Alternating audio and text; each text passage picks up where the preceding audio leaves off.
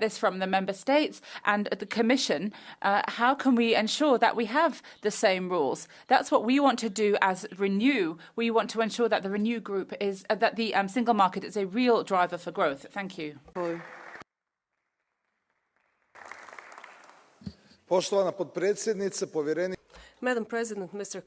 Commissioner, colleagues, single market is one of the biggest successes in the European Union and the foundation for our competitiveness. However, we haven't realized its full potential. I'd like to emphasize that we need to strengthen the services market, which is still underdeveloped. This is a problem that I, as the rapporteur for the services on the single market, have warned several times. We also have unfair practices that are a huge problem. The same products in the same retail chains are as 3 times more expensive than in other member states, and there are no reasons for this. This is what we see in Croatia.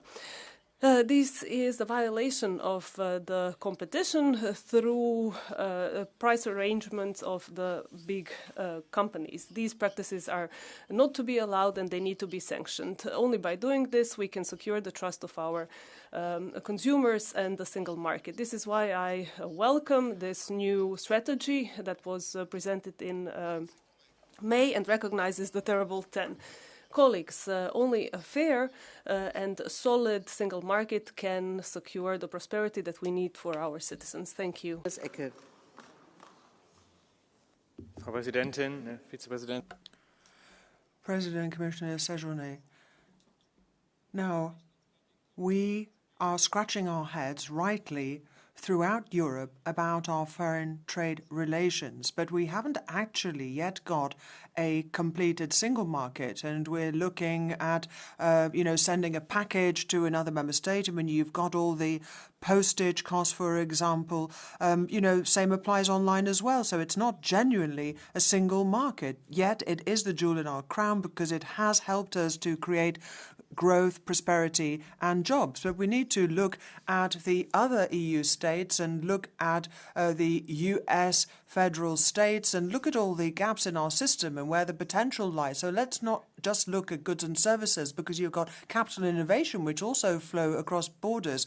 And so you need to make sure that, you can get capital in Leipzig as easily as you can from New York. So we need political courage to tear down these barriers when it comes to supervision and when there are tax discrepancies. And we also need member states to pull together, because they all talk about harmonization, but we need to look at deepening the single market, and we're prepared to roll up our sleeves and do just that here in the European Parliament. No. Blue card. No? And the next speaker is Salvatore Romeo. Grazie, Presidente, signor. Thank you, President. Commissioner, the genuine strength of the EU has always been its single market, which is a driver of prosperity, growth and economic well-being. But we're seeing that it's being held back by too much bureaucracy, too many overlapping rules that confuse our businesses, particularly the SMEs. Lack of proper investment and competition from foreign technology means that the EU is strategically vulnerable. So we need to change direction to see more harmonization, simplification and genuine digital integration. We don't need to just write new rules. We need to genuinely change, particularly when it comes to e-commerce. This is a challenge for our young people. The fact that there is no uniform regulation, it means that we can see unfair competition. We don't need to see yet another European regime which will allow these to grow over the EU. We need to ensure that we can save time, money and increase certainty. Only a fully integrated single market will ensure that we can have an economy which will compete, innovate and help us all grow together. The Catch the Eye, and the first speaker on Catch the Eye will be Matej Tonin. 1 minute, please.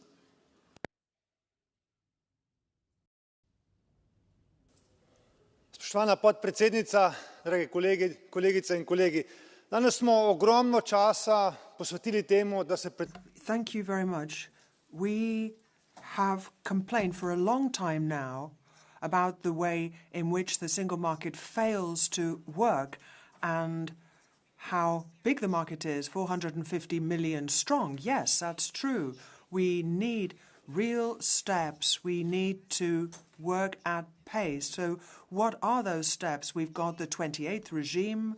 That's something we have been promised, and that means that a company established in Slovenia can operate across Europe, but we're still waiting. I mean, still a long way off.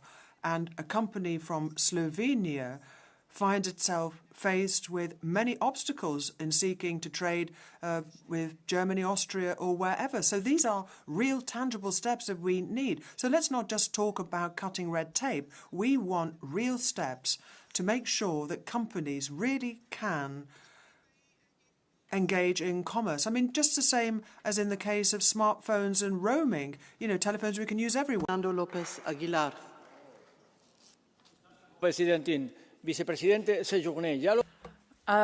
Vice President Séjourné, we've seen this. Nobody is discussing the single market as an achievement of the EU. If you're talking about changes and simplification and reducing pressure, under pressure from big technological giants from the US or China, yes, we need to talk about this. We need to talk about how to complete or enhance the single market. But the single market is not compatible with tax havens. This tax regime shopping is not something that's compatible with SMEs. So we need to have a genuine, proper reading of the Letta and Draghi reports. We need to have proper EU-owned resources. Without this, we can't do more with less. Thank you. The next speaker is Sebastian Tinkinen.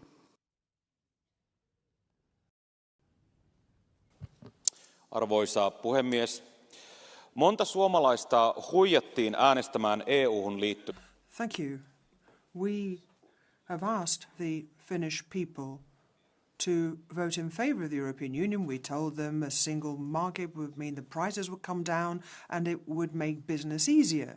And we also, of course, bet on economic development. What we've ended up with is the destruction wrought by Europe. I mean, just look at the car industry. Banning combustion engines is going to spell job losses. And then we've got Ursula continuing to legislate here, there and everywhere. I mean, it's crazy. I mean, this really is an abuse of the situation. We wanted greener cars, and now we find ourselves outpaced by China. And then just look at the levels of migration. Again, extremely harmful for our labour market. You have created two types of markets in actual fact, two types of labour market. But if you want to be competitive, compete with China and the US, you need to change course. Martin Heusig. Thank you. Mr. Executive Vice President, I think that it's finally time for the Commission, and let's be honest, colleagues, also us to step up and stop this favourite game of Member States' government, blaming Brussels, or in this case, Strasbourg. Because honestly, it is them who are putting obstacles in the way of a single market. The European regulation is setting up the same rules across the one market. But then come Member States' government who put extra provisions on their own, down to really silly things like having different colours for waste separation between the Member States.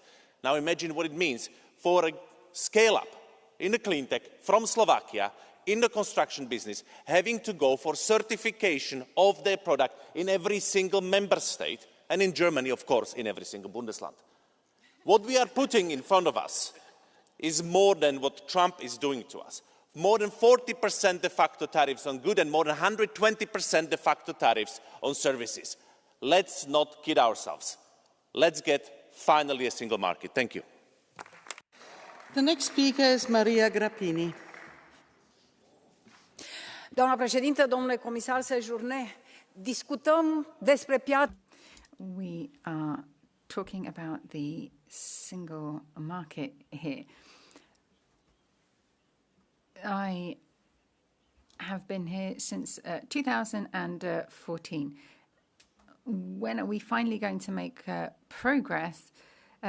We need to have something that makes a real difference. We have all of these directives. None of this is working. Directives for active financing for SMEs, that doesn't work.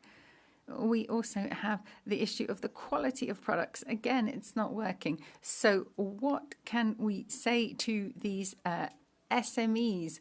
We are debating. At some point, we actually have to give a response to our citizens. What are we really doing here, Commissioner? We need to act in a tangible manner. If we can't really simplify things, we're not making things any easier. There's different customs, different rules, different regulations. We have a flood of products coming in from Asia. And if we don't act now, the single market will never exist. Thank you. Is Nicola Minchev.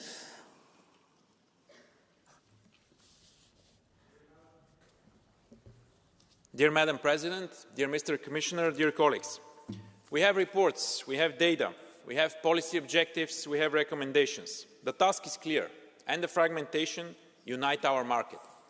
We cannot call our market single if internal barriers still divide us. People don't have equal access to products across all countries. We still see dual quality and unfair pricing that depend on the borders between member states. Yet we have pledged to break down the borders, so let's make it real. Completing the single market is the smartest move to make and the best policy for Europe. No new bureaucracy. Just effectively enforce the rules we already have, fix what is not working and remove the obstacles that raise the prices for our consumers and hold back our businesses. This is the only way for Europe to prosper and compete globally. We have already achieved so much. Let's finish the work and deliver on our promise of a true single market. Thank you. The last speaker under Catch the Eye is Idoia Mendia. Thank you, President. Europa debe avanzar, señor.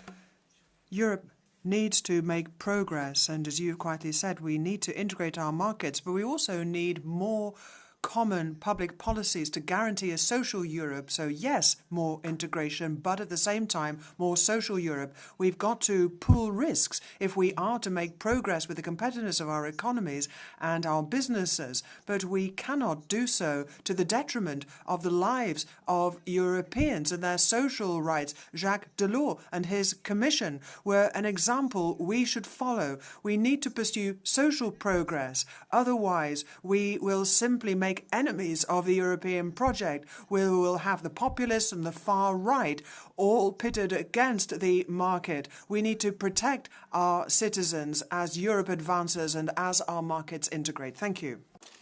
So now I would like to pass the floor to our Executive Vice President, Stéphane Séjourné, for his reply to our debate. Merci, Madame la Présidente. Thank you, President. If I may, I would like to start by picking up on a number of topics and comments that were made during this debate, some that I think are very pertinent. First of all, the conditions under which we should strengthen the single market, and then a couple of points that I referred to in my introduction. If we're going to strengthen the single market, then we have to strengthen our external barriers, and that's the balance that we need to work to find together. The conditions in the single market have to be determined, fixed, strengthened. Yes, that's what you voted on in the last Parliament, and that's what's on the table in Council. Organising customs at European level, checks in ports and airports. And that is how we can ensure that our businesses can produce their goods under similar conditions to those arriving in the EU.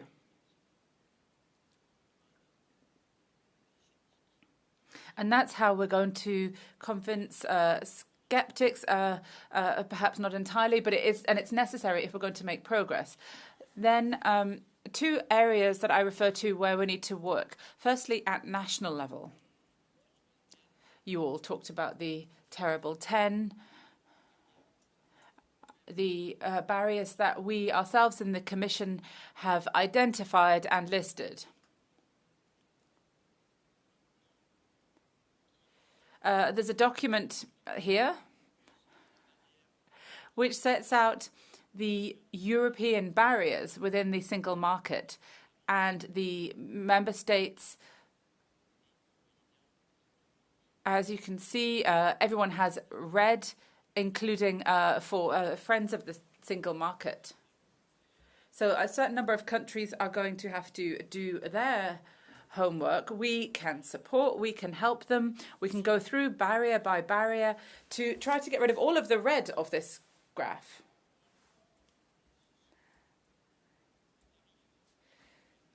Again, these are tariffs and tariff equivalents. There were a number of members who spoke about that. But these red boxes all represent a cost for a business, the cost of operating in another country. And it will have the biggest effect on small and medium-sized businesses, our real business fabric, and it will prevent us from creating growth. So that's the first area where we have to work. So I would suggest that the Council work at ministerial level to follow this and do concrete work on the barriers. And then the second area is at European level. The Commission, the President of the Commission, has taken commitments, has taken responsibility. We've set 2028 as a date to work in a number of areas and sectors which today are national sectors: capital markets, services, energy, telecoms, the 28th regime. These are all areas where the Commission has a duty to get a text on the table. We have taken a commitment to start reforms before 2028, before the end of our mandate. So what I would say to the Parliament and Council is that we need an interinstitutional agreement on this before 2028, which will cover all responsibilities and share responsibilities so that we can meet our objectives of covering all of these areas before the end of this Parliament and this Commission. As you've all said, this is not just something that the Commission has to do. We need to see strong commitment from all institutions. The European Parliament, we have to be able to make quick progress, and the Council to ensure a genuine practical implementation of actions that can bring down barriers within the single market. I've shared this roadmap with you, and then it has to go to Council. We need to get their opinion, recommendations, perhaps amendments to a certain number of criteria, and then the European Parliament has to play its role in the single market. I need to count on, I'm sure we can count on these institutions, and we also have to convince the outside world. Thank you. And it would be very nice to get the table to all the members you showed, because normally showing tables or having books or other things in this room is not allowed. So it would be good when it is a factual information to send it. I think it would be more effective if we can take a look on it. Thank you very much for that. And the next speaker is the Minister Marie Bierre. President, honourable members, Commissioner, during these times of geopolitical tensions and instability, completing the single market, Europe's greatest assets, can no longer be postponed. And we know what we need to do. I am happy to hear the commitment from several of members today. Thank you to Mrs. Schwab from EPP for responding. It is indeed going too slow. We urgently need to boost Europe's competitiveness. I also agree with Madame Ballerina Carrasera from S&D. There are indeed too many obstacles for the SMEs. We are ruining our economy, as Svenja Hahn from Renew said. Now it is time to act. We must shift good intentions to implementation.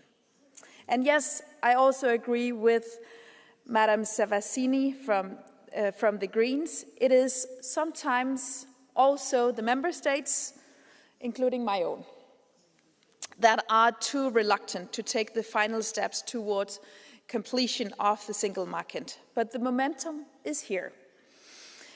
The Commission is very active and very ambitious, and you, the Parliament, you play a crucial role. Thank you for the debate. Very much. Und hiermit ist die Aussprache geschlossen. That concludes the debate. I will now adjourn for a few minutes, for we will be hearing the This is Europe statement from Mr. Luc Frieden, the Prime Minister of Luxembourg. So the sitting will resume in a few minutes' time. Thank you very much.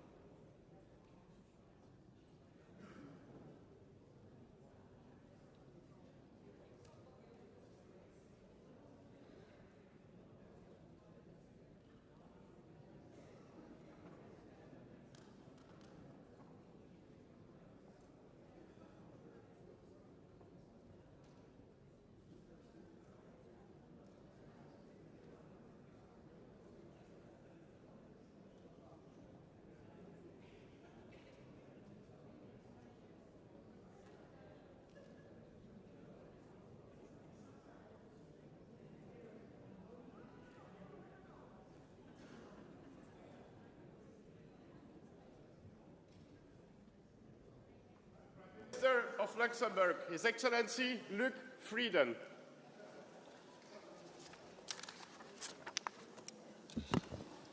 Good afternoon, good morning, dear colleagues, dear Prime Minister, dear Luc, dear colleagues. I am delighted to announce that the Prime Minister of Luxembourg, Luc Frieden, is joining us today. Dear Luc, welcome and thank you for accepting our invitation to address this House as part of our This is Europe debate series. As a founding member of our union, Luxembourg has been a driver of a better Europe from day one, from the birthplace of the European Coal and Steel Community, the European Economic Community and Schengen Agreement, all the way to this Parliament, where elected representatives of Europe shape our collective future. I had the honour of visiting Luxembourg last week for the accession to the throne of Son Altesse Royale le Grand-Duc Guillaume, where I was reminded once again of your country's unique identity of heritage and tradition combined with a bold, forward-looking perspective, a true embodiment, if you will, of the European spirit situated at the heart of our continent. Dear Prime Minister, thank you for bringing the spirit to our Parliament today, because your leadership and initiative are key to building a more secure and sovereign Europe, while your economic expertise is crucial to making our union more competitive and our citizens more prosperous. And when it comes to major challenges of our time, from strengthening our security to deepening our single market, I know that this House can rely on Luxembourg to lead, because Luxembourg has always proven that geography is no limitation to vision and leadership. Europe needs this shared vision and ambition more than ever before. And the people we represent are clear in their demands. They want a union that does more to protect them. They want a union that is stronger, that is safer, that is fairer and more united, that acts decisively on the issues that make their lives better and less complicated. And it is up to us, collectively, to deliver that. And I know I speak for everyone here when I say that I very much look forward to hearing your thoughts on these not insignificant challenges that we face, but also on our shared European future. So, Prime Minister Frieden, dear Luc, the floor is yours. Thank you.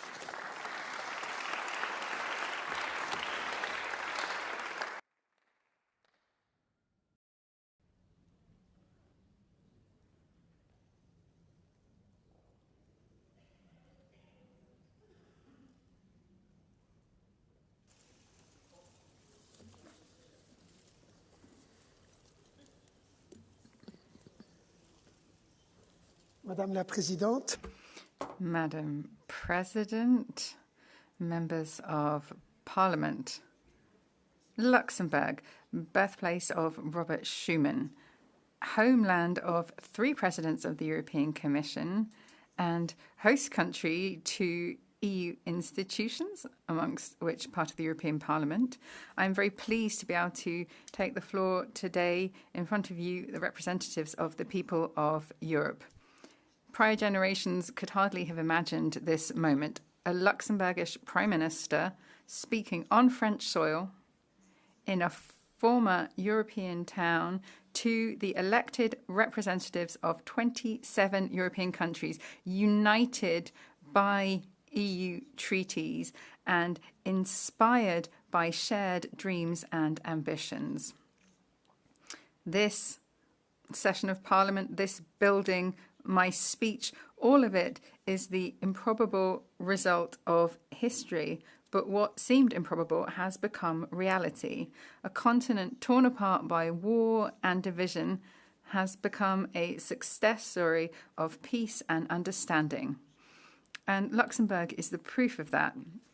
Throughout the last millennium, my country faced troubles and upheavals caused by other countries. But since the creation of the European Union, we have experienced an unprecedented period of peace and prosperity. This history is the shared history of all of the member states of the European Union. A treacherous cycle of war and ceasefire, of invasion and retreat, of destruction and reconstruction has finally been broken by human courage.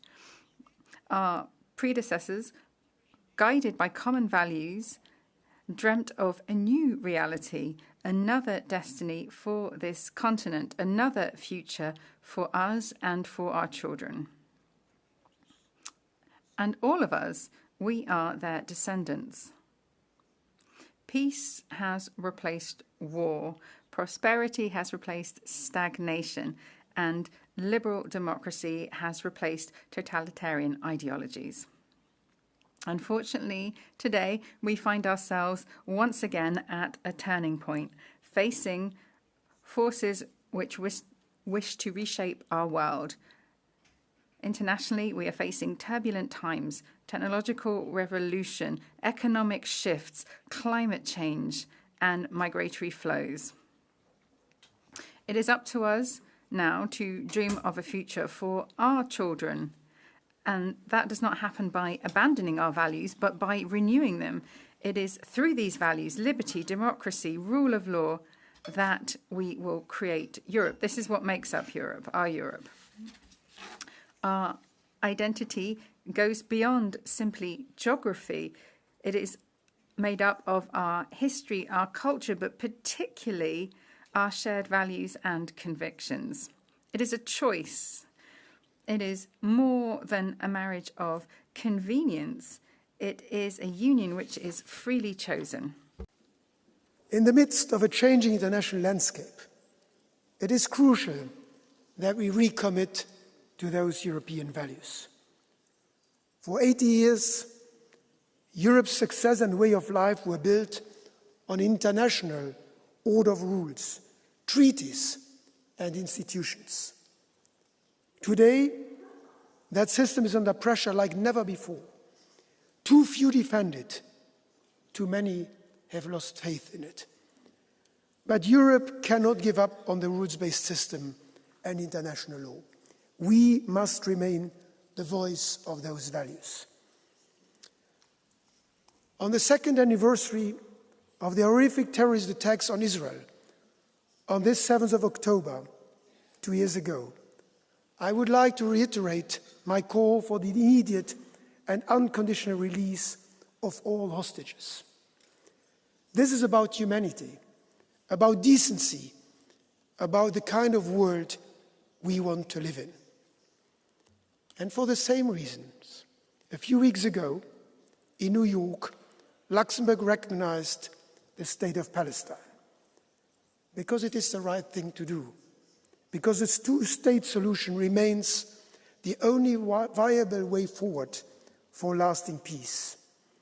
And yes, my country continues to believe in peaceful cooperation between nations.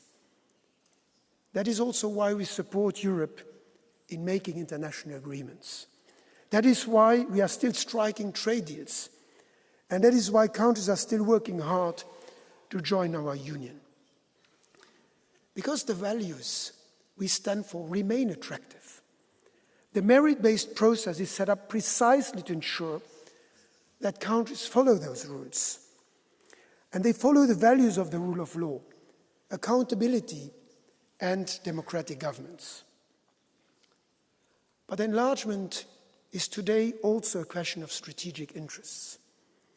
Our decisions must also consider our own geopolitical objectives, because other powers are competing for influence in those regions. And within candidate countries, there are fierce struggles too, between those who want to move closer to Europe and those who do not. And the recent elections in Moldova show just that. Keeping those countries in an eternal waiting room will push them away from Europe. That is why we need to revive hope and show that accession to the EU is realistic and close. In that spirit, let us set closer and clearer timelines. For instance, it is time to close negotiations and decide on Montenegro's accession next year. In this world, our values also need to be backed up by a credible deterrent. If we cannot deter others, they will dictate their terms and values to us. It is a matter of sovereignty and freedom to make our own choices. That is why Luxembourg will support Ukraine until there is a just and lasting peace. Because a sovereign and safe Ukraine means a sovereign and safe Europe. On European defence, the Commission's proposals are welcome. Raising more funds, scaling up joint procurement and training, building an industrial base. They will strengthen our common defence. We should make full use of our diversity and foster specialisation. If we build on our respective strengths, the sum of our efforts can be much bigger. For instance, my country's world-leading expertise in secure satellite systems can be a contribution that benefits the security of Europe as a whole by being, for instance, part of the defence space shield. That's also why we support the European IRIS² project. This will be a key element of a truly European defence. Closer to home, we also need to guard against those who challenge our values. A democracy can only work on the basis of trust, and such trust is earned through concrete action and progress. I believe that democracies can deliver. Around the world they have delivered, and we need to make sure that they can continue to deliver. That is central to their survival. We, the Council, as much as this Parliament and the Commission, need to deliver. And we need to deliver quickly for citizens across Europe, in small and large member states alike. With increasingly fierce international competition, we need to be ready to rethink our decision-making processes. We should revisit the idea of a Europe of concentric circuits, with a smaller core group of member states that would be more integrated, always allowing others to join this core group when they wish to do so. We have no time to lose on dealing with the challenges our citizens and our countries face today. We need bold ideas and bold actions to maintain Europe's role on the world stage. And let me highlight a few more areas in which quick and tangible progress is urgent. Eine florierende Wirtschaft. A flourishing economy remains the basis of our well-being and our social system. Therefore, it is important that we boost our economy and create jobs. This must remain a priority. We do not lack in analysis. The Letta report is very clear. The Draghi report is clear. Europe needs to remove bureaucracy. The implementation sometimes lasts too long. The omnibus proposals are an important first step, but we are missing the necessary urgency and the right approach. We need to act quickly and comprehensively. There are more steps that need to be taken. By the end of the year, we need a clearly defined time frame with milestones, similarly to the Single European Act and the introduction of the euro. What we need is a very clear signal to ourselves and to the rest of the world that there's a real shift. And two key aspects of that are real progress in the single market. The single market is the motor that drives the European economy, whether it's a harbour in Rotterdam or Antwerp, or the automotive sector in Central Europe, finance sector in Luxembourg. European economy flourishes where it can act seamlessly across borders. We need to focus on removing technical obstacles, they might seem benign, but they can cause real problems for everyday life. For example, territorial supply constraints. Every year, that brings an extra cost of 14 billion euros. Or the fact that we have different consumer protection regulations that particularly affects our small and medium-sized companies that have to run supply chains across borders. So these types of steps we need to take that can only be done through European cooperation between member states, but also between Parliament and Council. Strengthening the single market needs to go hand in hand with tangible steps forward in the Savings and Investment Union. Here we need an action plan with targets to help make investment in Europe more attractive.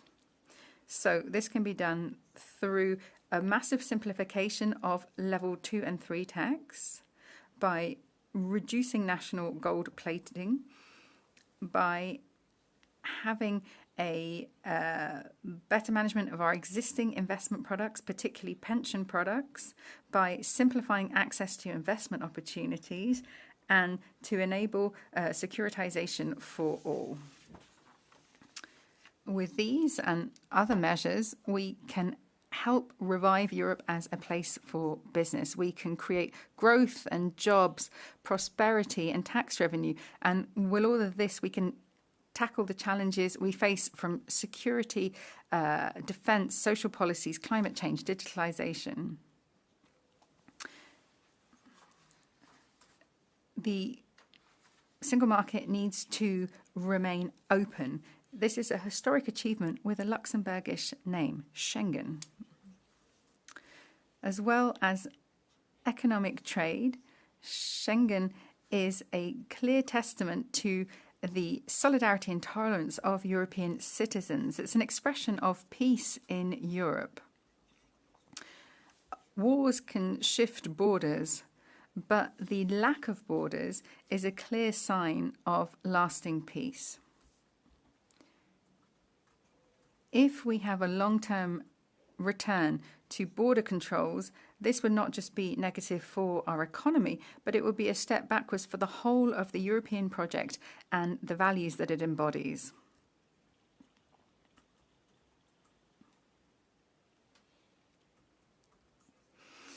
It is therefore in our common interest to find a way to permanently remove these internal border controls. It might be understandable in some cases to have temporary border controls, but this is not a long-term solution. Schengen is made up of 3 equally important components: free movement within the EU, police cooperation, and common controls at our external borders. Having real controls over irregular migration can only really be ensured at our external borders. We need to have a policy that brings the heart and the mind together. The right to asylum must be safeguarded. It is a non-negotiable aspect of our common humanity. In individual countries in Europe, regular migration is needed for economic development. What we need is a quick and full implementation of the Asylum and Migration Pact in our member states. What we need is a political action plan so that we can slowly phase out internal border controls. With all of these actions, we can help strengthen our values. We can strengthen these freedoms: freedom of movement in Schengen, economic freedom in the single market, ideological freedom as part of our democracy. These are our strengths. In a world where a lot of people wish to build walls once again, the EU stands for openness, solidarity, and cooperation. These are the historical lessons we have learnt through our union, and it is our strategic answer to the challenges of the future. Some of these challenges remind us that actually none of what we've achieved can be taken for granted, and other challenges we're seeing for the first time in our generation. But the solutions come from a union of two strengths which have carried us this far: our values and our unity. That is the real meaning of European success. A country alone, no matter which country, cannot overcome these challenges, whereas no challenge cannot be overcome if we work together. This is a responsibility that falls on all of us: Council, Parliament, Commission.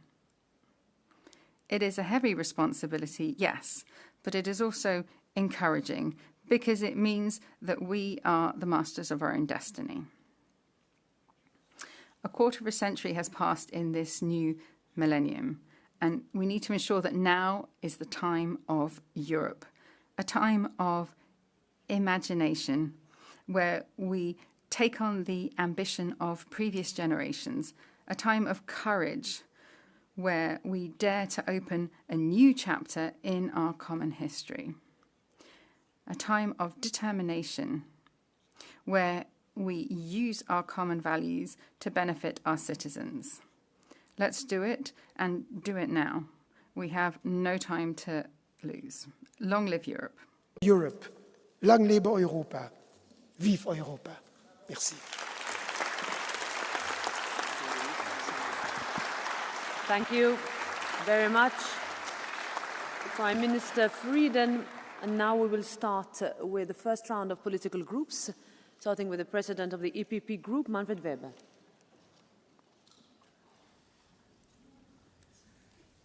Frau Präsidentin, Madam President of the European Parliament, dear Prime Minister, dear Luke, colleagues, first of all, I should like to thank you, as well as the people of Luxembourg.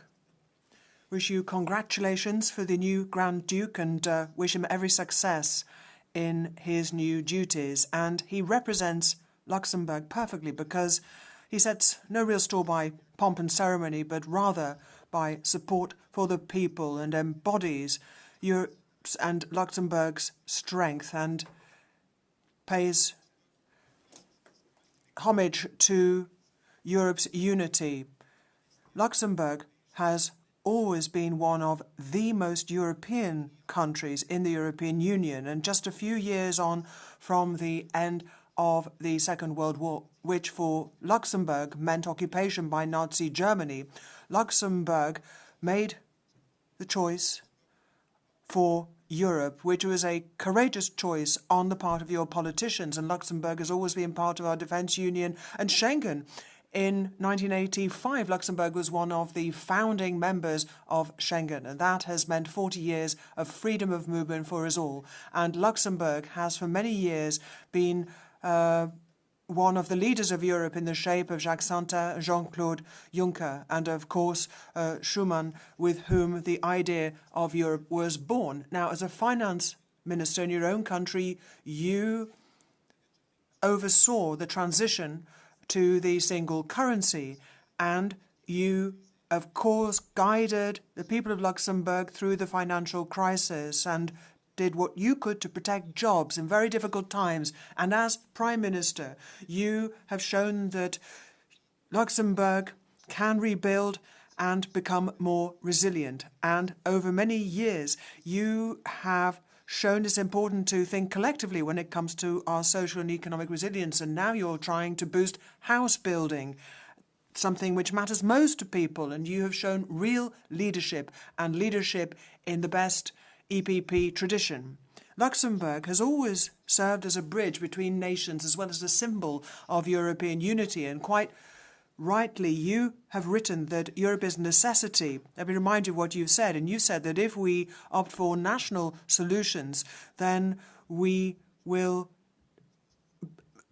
be unable to proceed. What we need is a stronger Europe. That is the way you have put it. And that is why a defence union is something which is centre stage for us at the EPP.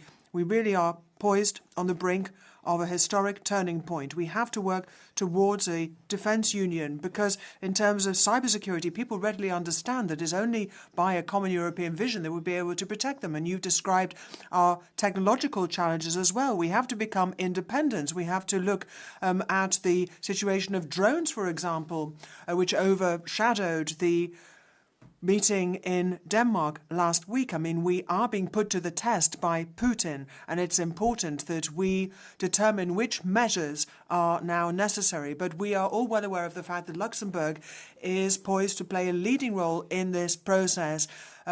Jacques Santer and Jean-Claude Juncker created the euro, and now Luxembourg will help us bring into being a European defence union. It is essential, but we are building on a strong Luxembourg. Thank you. Now, on behalf of the S&D Group, Marc Angel. Madame la Présidente. Madam President, Prime Minister, Commissioner, colleagues.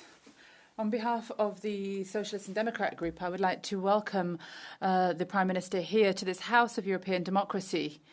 This is a place that incarnates history, but more importantly, the future of our Union. Luxembourg and Europe are a historic couple. We are joined by a shared destiny. Luxembourg is a founding country and has been through all the major phases of the EU, often in the vanguard of progress that's been made.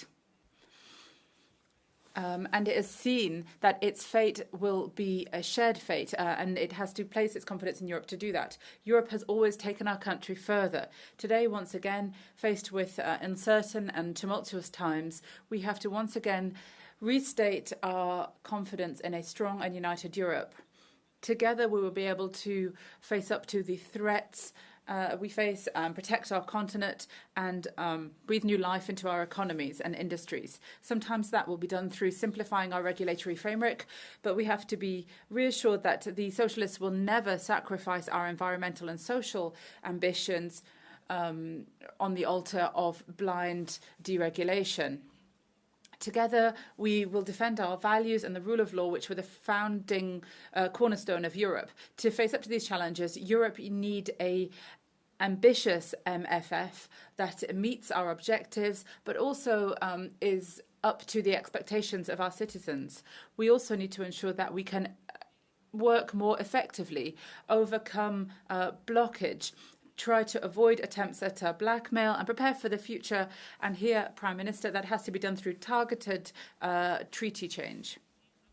Europe also has to respond to the cost of living crisis, the housing challenge, and strengthen social rights. Colleagues, the Luxembourg social model has for a long time been a source of inspiration for Europe, and I'm proud of that.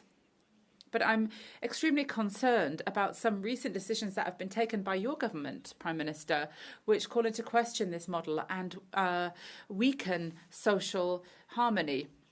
I hope you will reconsider those changes and will come at European level in Brussels and Strasbourg to ensure that we see a deeper, fairer social Europe.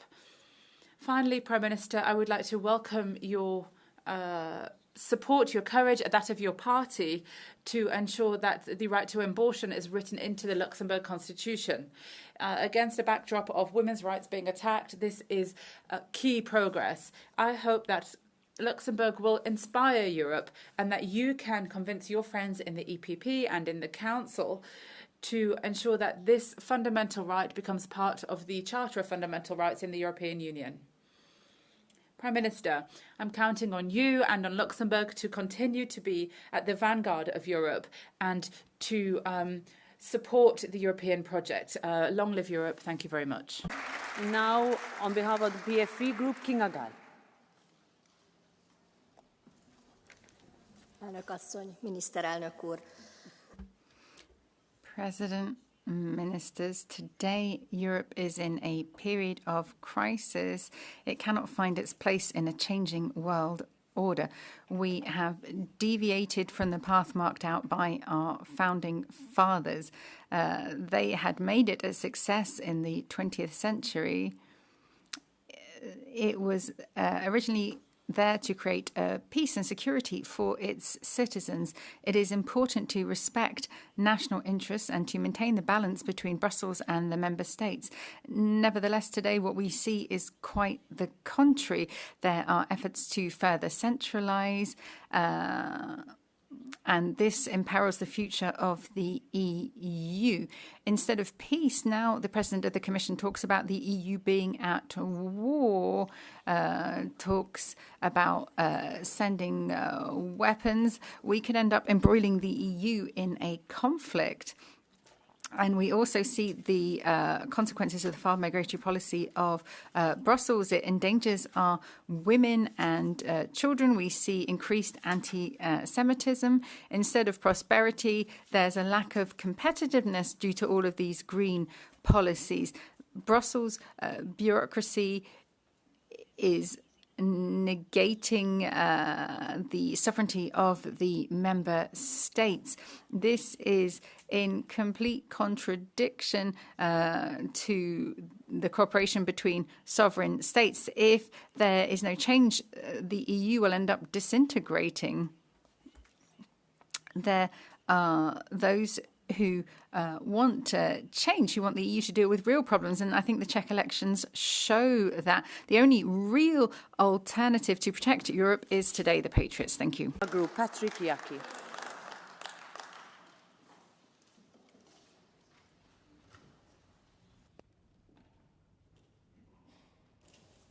Dziękuję Pani Przewodnicząca. Panie Premierze, właściwie... Thank you, President. Prime Minister, you referred to Robert Schuman. That's quite surprising. We're very proud of Robert Schuman and the values that he defended. You referred to climate as one of those values. Now, I don't know, but I don't think Robert Schuman defended the climate. But he did place great value on one thing that you didn't mention, which is Christianity. He said that Europe must be Christian or it will not exist. He wrote that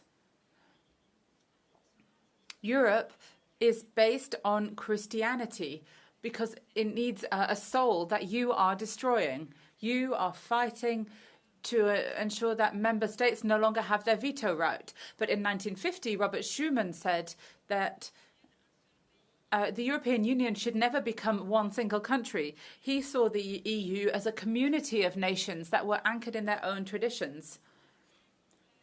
I also want to say that you talk about the fight against Russia, but I don't know if you know whether Germany has asked for the arrest of the Ukrainian who blew up Nord Stream. So what does this mean? Russia can blow up hospitals, but you can't do anything to attack Nord Stream. You said that we have to fight Russia, but we're not seizing frozen assets in Europe. There's another sanction package, but they're not going to change anything. Russia's laughing at us. Then the Green Deal. This is absolutely outrageous. We see that oil is becoming a lot more expensive in Europe than elsewhere. CO2 emissions are not going down. They're going up year on year. So we've lost out even in comparison with China. It's time to see a radical change in Europe. What do we need to do? Well, we have to get back to our roots. As you said, quite rightly, Prime Minister, get back to what Robert Schuman said. Europe was strong back there because it was based on values and its own soul. What you're suggesting today is an endless path. We need to see proper change. To the President of Renew Europe Group, Valérie Ayer. Thank you very much indeed, Madam President. Prime Minister, welcome to the Parliament. Your country has always been a great European country since the times of Robert Schuman through to Schengen, the coal and steel community, and through to today.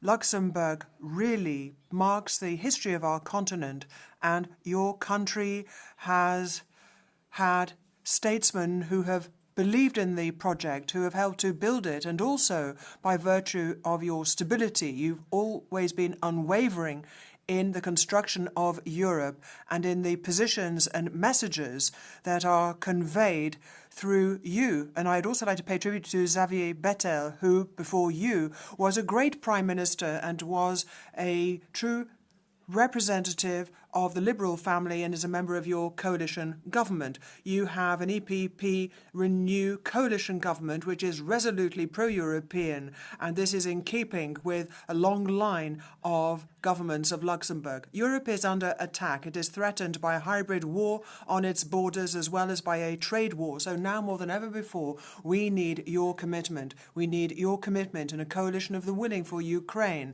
your willingness to help in the Middle East and promote a two-state solution, as well as your assistance in the fight against climate change, and also flying the flag for freedom, our values, and respect for the law. We also need to improve our competitiveness and put into practice the Letta and Draghi reports. I should also like to pay tribute to Commissioner Hansen and your commitment for a strong multi-annual budget, and again your determination to harmonise corporate taxation as well as moving forward on own resources in future. And you will play a decisive role in the upcoming package, and we are counting on your support. Your country, Prime Minister, stands for standing for who it is, remaining what it is. We set great store by our social market economy, and as Liberals, that is the fight we must wage and win together. Thank you.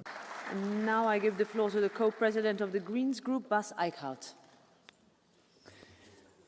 Thank you, Madam President, and thank you also, dear Prime Minister from Luxembourg. As a co-Benelux member, I warmly welcome also your words on the leadership of Europe, and that is, of course, something we always expect from Luxembourg, and it's very great to hear also your words on Ukraine, the accession, and also, of course, on today, the 7th of October.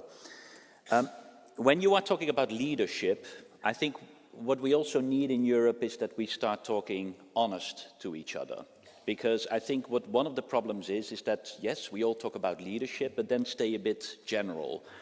And therefore, if we are talking about our international credibility, we very much welcome that Luxembourg was one of those countries that was accepting, indeed, recognizing the Palestinian state. But we do not know where Luxembourg stands on the proposals of the Commission on further sanctions on the Netanyahu government. So it would be good if you speak out, because there will be an oncoming council, and the council is being blocked. And I think a country like Luxembourg can really unblock matters, but that also means that you need to speak out very clearly in this plenary on where you stand. I see you know where we stand, but it would be good to have that also in this plenary. And the same goes on Orban. We need to call him by name on his problem and his veto that needs to change. And then on competitiveness, I have to say, it's a bit old school what you're saying. Simplification, internal markets, mobilization of capital. But what we really need is clarity where our economy should go to. Investors need to know where Europe is heading to. That is the Green Deal as a provision. It would be good to hear that, and not only talking about simplification, but also where do we need lead markets? How do we put the clean industrial deal into practice? That's the guidance that we need from Luxembourg as well. Last point. It would be very good for a country as Luxembourg to also take a step on changing the treaty, but then mainly on changing and getting rid of unanimity, not only on foreign affairs, but it would be great if Luxembourg says we need to get rid of unanimity on taxation. That would be a lovely statement by Luxembourg. Thank you very much. Thank you. I give the floor now to the president of the Left Group, Manon Aubry.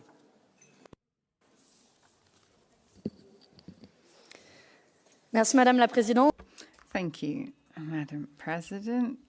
Prime Minister of Luxembourg, you are the head of a gang. I don't know how to put it otherwise. You have a member state that actively promotes tax evasion, that takes tax revenue from euros, the tax havens. Now, if you talk about a tax haven, you think it was the Cayman Island, tropical island, but no, about half of these go into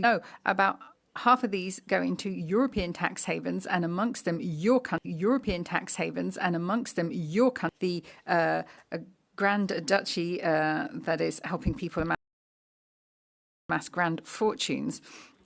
You were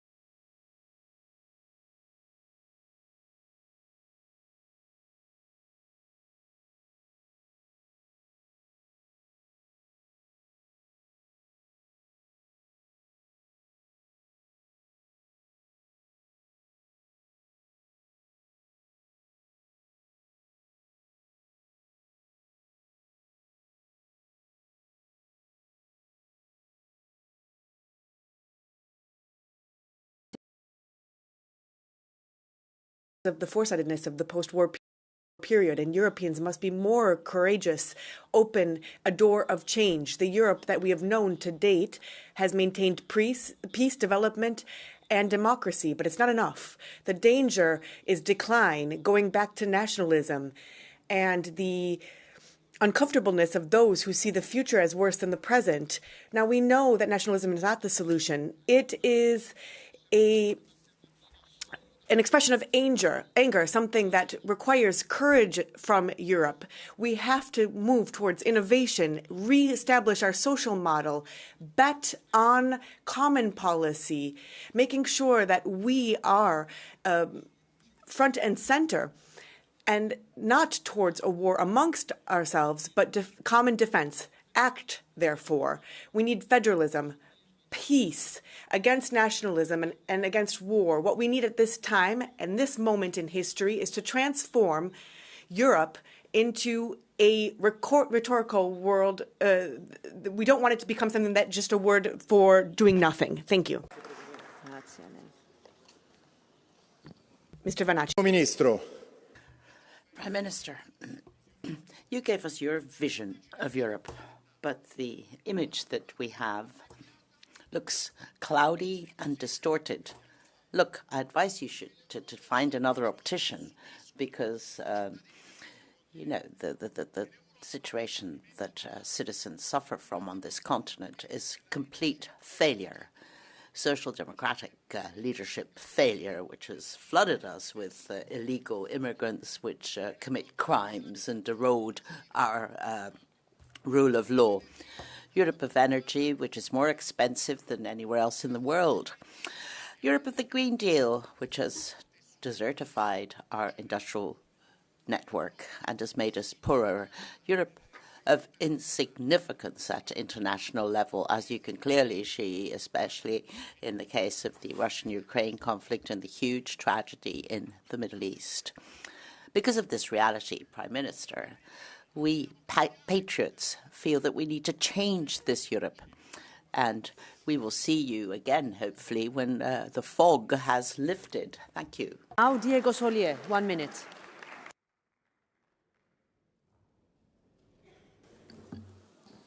Gracias, President. Thank you, President. Prime Minister Frieden, Europe was built to unite people. But today, millions of citizens feel that they're not represented by Europe, and they feel that they're being drowned by regulations, by rules. They can't farm. The farmers can't farm. Young people have no future. Borders not being checked. It can't be a system for collective fiscal and tax punishment. We need to have a Europe that serves people on a daily basis. We do want a Europe that's strong. We don't a Europe that doesn't silence, a Europe that cooperates and listens to the needs of member states. We want a different Europe, a better Europe, a more humane, secure and freer Europe. Paolo Cunha, 1 minute.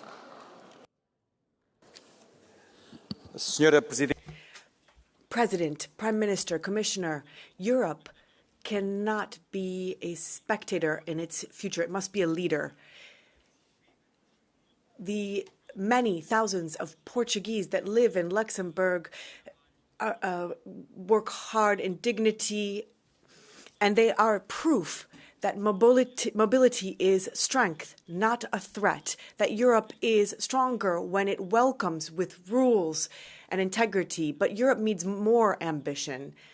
The world context means that we need technology and security, and in Luxembourg and Portugal, we can work together with the Azores, and the Atlantic can be a new strategic hub for Europe. Today, leadership is innovation, and we must unite in sovereignty, security, and growth. Europe must be a leader led with responsibility and ambition for the future. Thank you. Very much. Now, Javier Moreno Sanchez, 1 minute.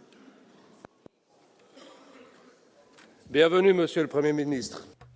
Welcome, Prime Minister. Your speech was full of hope, and you, as a citizen of Luxembourg, Luxembourg, a founding member of the European Union, has always been at the very heart of the European Union. To go back to nationalism and the times of the past is not a good approach. We have decided to face up to a common destiny. So there's only one answer to nationalism. The answer is more Europe. To face up to poverty, to climate challenges, to housing problems, to macho approaches and immigration.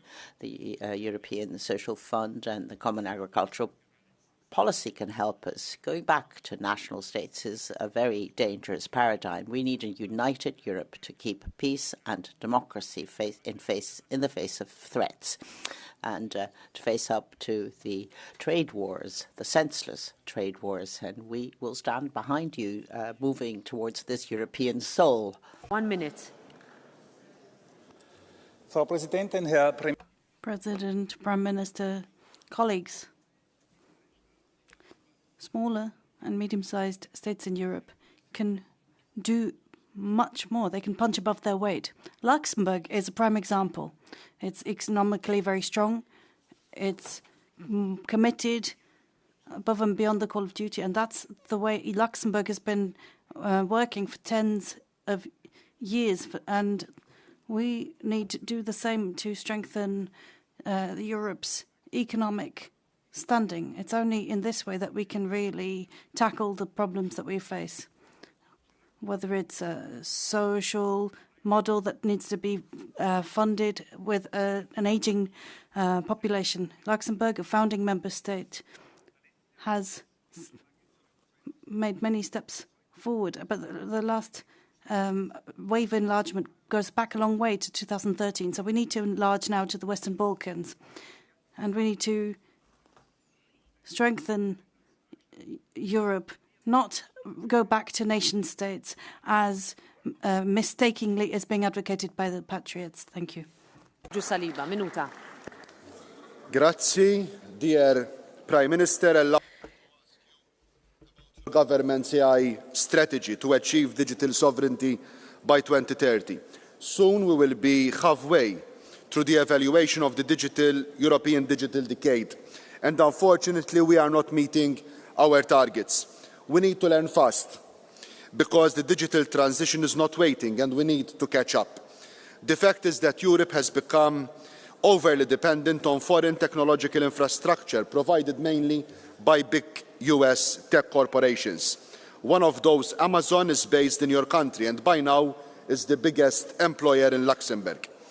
It makes me wonder how you deliver on sovereign cloud solutions and other infrastructural aspects that underpin your AI supercomputer ecosystem. What is the interaction between Amazon Web Services and the sovereign technological stack that you are aiming for? Could you enlighten us and also the Commission with your approach in this quest for a tech ecosystem and AI development in line with our democratic values and the rules of AI Act and the GDPR? Thanks a lot. Thank you. That concludes the round of speakers. I have 5 spots for Catch the Eye, and I will give them 1 per political group, starting with Danuše Nerudová. Dear Prime Minister, this weekend in the Czech Republic, a populistic billionaire Andrej Babiš won the elections. Despite the corruption, sorry guys, but I'm speaking. Despite the corruption scandals, and he will probably govern with his allies, accused of violence on women and hate speech. And the trend is spreading because populists and extremists are leading the polls in Austria, Germany and France. Our liberal democracy is really sick. But Luxembourg remains a fortress resilient against the wave of populism and extremism. And let me ask you, Mr. Prime Minister, what is the secret? I believe in the young generation. I think that we should give them more space and more power. And I believe that young generation can heal our democracy. Thank you, Ms. Nerudová. Next is Vytenis Andriukaitis. Thank you, Prime Minister. You were right when you said that you represent a small state in the EU. However, we know all only too well that there are only two types of countries in the EU, the small ones and the ones that don't understand that they are small. France and Germany. We have the nationalists and patriots over there, and they don't understand that they are small. Nobody understands that when they refer to the grand of their past, and they don't understand that they are pushing themselves into the pit. Today, more than ever, we need more integration. Prime Minister, the convention is necessary, and it's necessary to change the composition and strengthen the EU. This is the response that we should transmit to everyone. I would like to wish you courage and to raise this question in the Council of Europe, and the necessity to implement urgent reforms, because we are so much late, everyone. We are all small. We have a couple of more minutes, so I will give the floor to another couple more. Sebastian Tynkönen.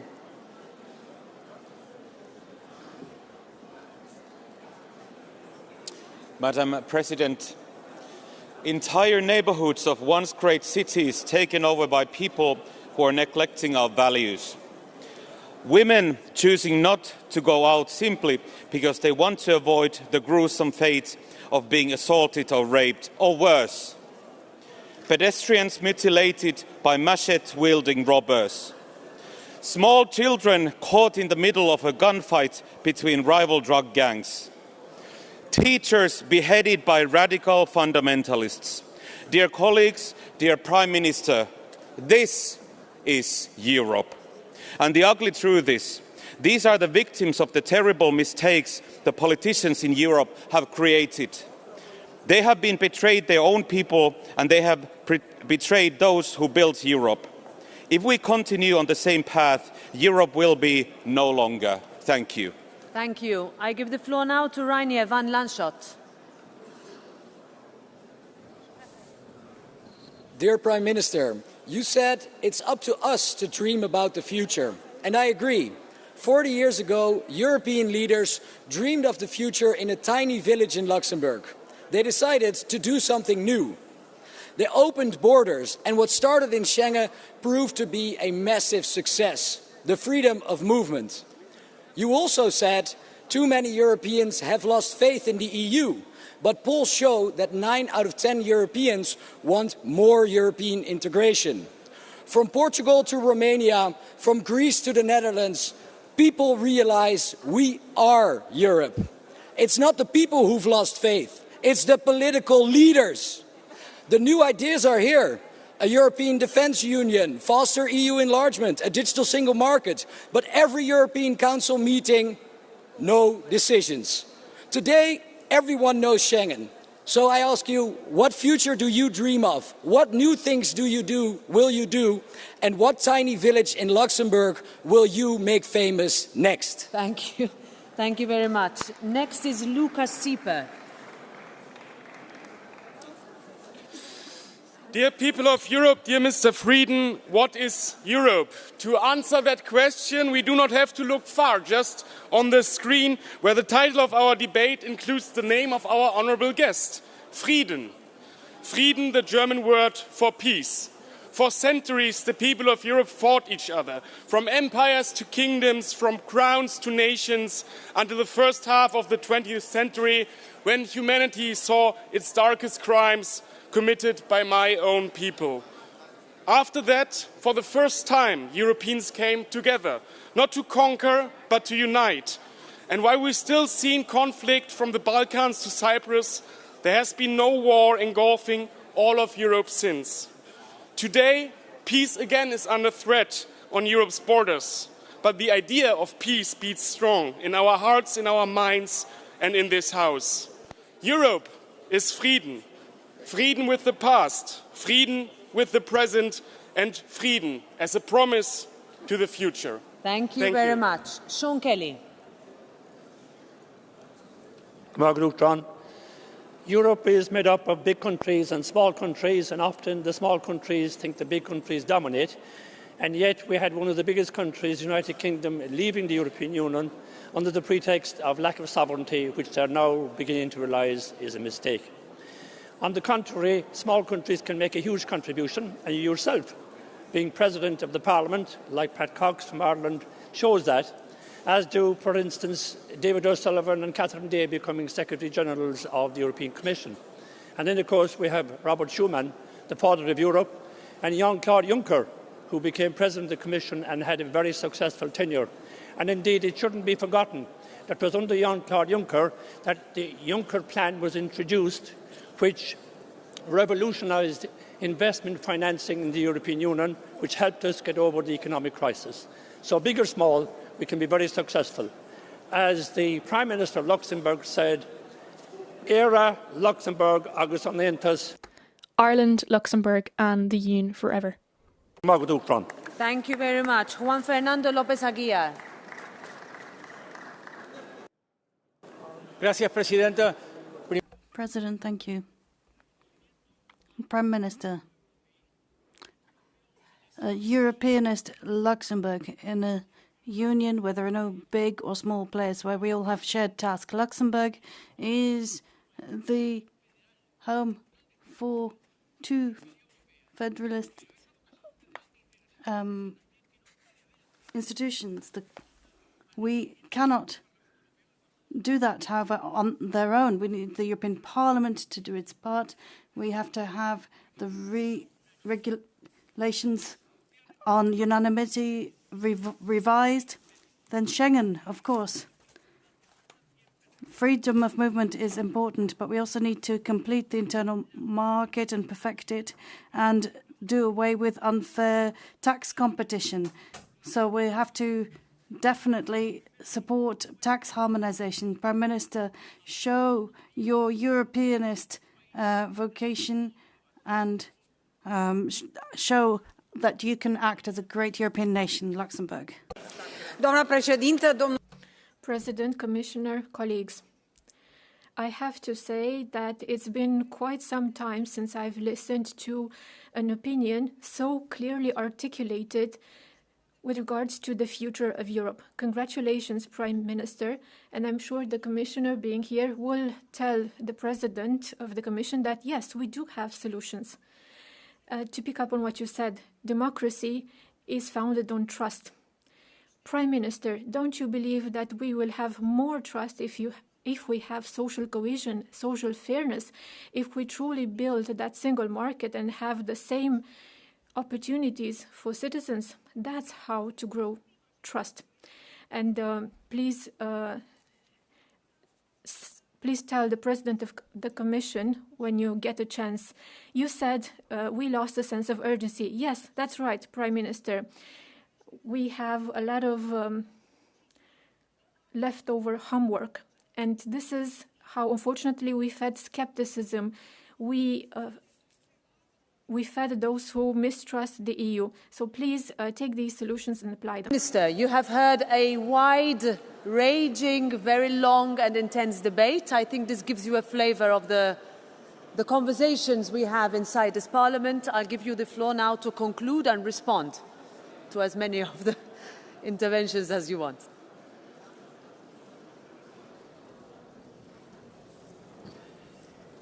Merci, Madame la Présidente.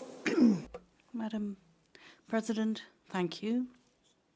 I am very proud of the Luxembourgish language, but I also want everyone to understand what I'm about to say. So I chose the language, a beautiful language of a neighbouring country, the French language, to address you. The European project remains a beautiful peace project, a project for prosperity and democracy. And I think everything we heard this morning just reflects the diversity we have in Europe. And I think we can be proud that in Europe it is possible to speak freely, to express one's views freely. And so what I observe is that alone we are weakest, together we are stronger. And that goes for our populations, but also our countries. We need to dialogue and progress together. Robert Schuman, who was mentioned today, born in Luxembourg, who went to school in Luxembourg and became foreign minister and a founding father of Europe, said, Europe will not be built overnight, and it will not be built in one fell swoop. First, we need to have solidarity, de facto solidarity, and I think it's that de facto solidarity that we're building. It's built on the principle of stability, values, the principle of competitiveness. Yes, stability first. People asked me why Luxembourg was successful as it was. But that's because Luxembourg has always been trying to build a strong economy that serves its people, has been strengthening its economy whilst also not neglecting the ecological and digital transitions. That means you have to be willing to compromise. If you double down on your position and you cannot make progress, you will simply have conflict. So it must be possible for us to make compromises in Europe as well. But the second principle is that values must always underpin those compromises. Europe is all about its values and the rules that govern it. We have an international order that is built on laws and values. And that's why we must fight for values in the European Union and beyond. And that applies to Ukraine. Ukraine is fighting for our values and our freedoms. And in the Middle East, if we support this two-state solutions, it's because of our belief in international law and dialogue. And for the same reason as a country, we support sanctions not against Israel, but the Netanyahu government, which is not respecting international humanitarian law. Values is also about what we're seeing on social networks. Our democracy is strong, yes, but it is also vulnerable. And so I support all European measures that try to get some handle on what can be said, tries to define what is sayable. When you say things on the social media platforms, there are limits to that. It's all about respecting other people. There's no place for hatred, discrimination, or lies. And so I also believe all initiatives that seek to rein in the contents and what's being said is worth supporting. And I say that to all parents and all children who are now trying to build their own critical thinking skills. It's the task for parents, for schools, but also for us as European legislators.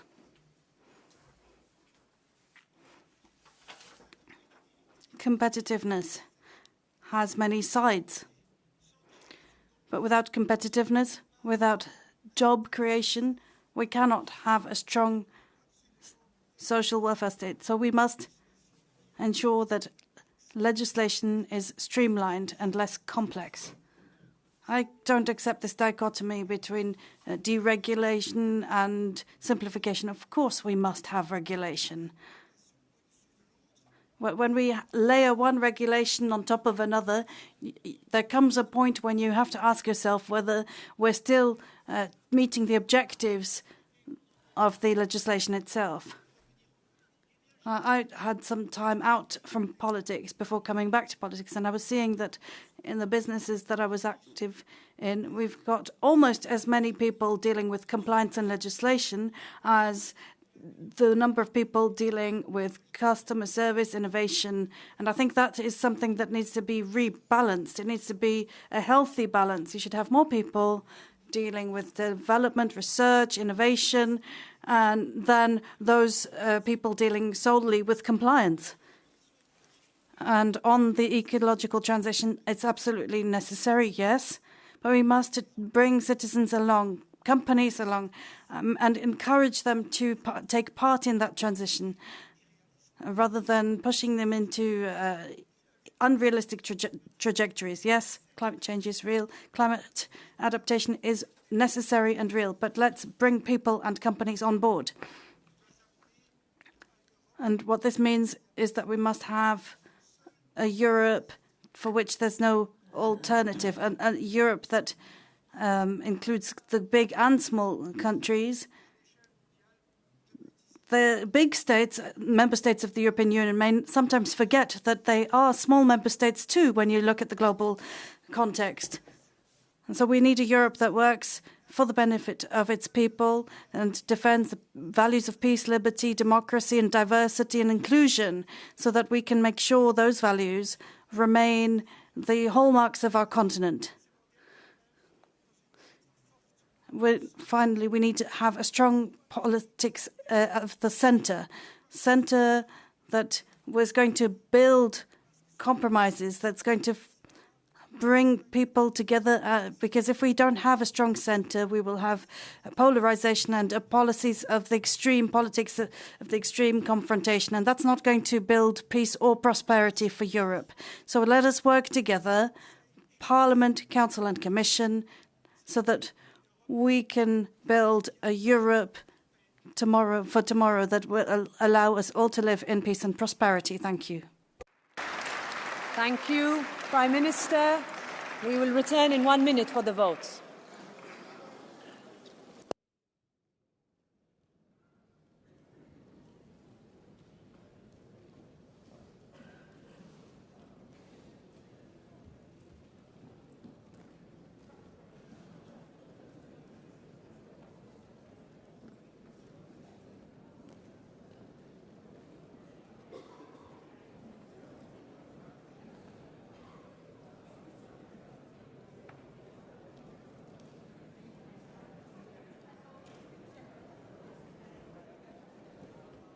We now come to the votes. We start with a report by David Cormand on the request for waiver of the immunity of Michał Dworczyk. This is a vote proposal for a decision by show of hands. Who is in favour? Who is against? Who abstains? Adopted. We go to the report by David Cormand on the request for waiver of the immunity of Daniel Obajtek. We vote on proposal for a decision by show of hands. Who is in favour? Who is against? Who abstains? Approved. Report by Mr. Krzysztof Smisek on the request for waiver of the immunity of Peter Magyar. We vote on proposal for a decision by show of hands. Who is in favour? Who is against? Who abstains? Adopted. We move to the report by Ilhan Kyuciuk on the request for waiver of the immunity of Peter Magyar. We vote on a proposal for a decision. Who is in favour? Who is against? Who abstains? Adopted. Report by Ilhan Kyuciuk on the request for waiver of the immunity of Peter Magyar. Vote for proposal for a decision. Who is in favour? Who is against? Who abstains? Adopted. We move to the report by Ilhan Kyuciuk on the request for waiver of the immunity of Ilaria Salis. We vote on a proposal for a decision by secret ballot. The vote is open.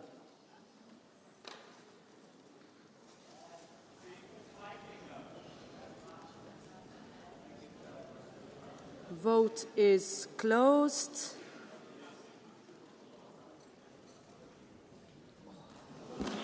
And in case this is adopted, the immunity is not waived.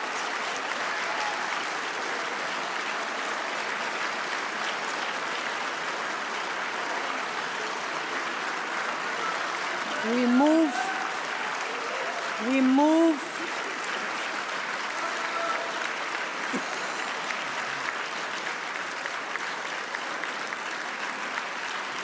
All right. We move to the report. We move to the report by Ilhan Kyuciuk on the request for waiver of the immunity of Klara Dobrev. Mr. Zdechovsky, do you have a point of order?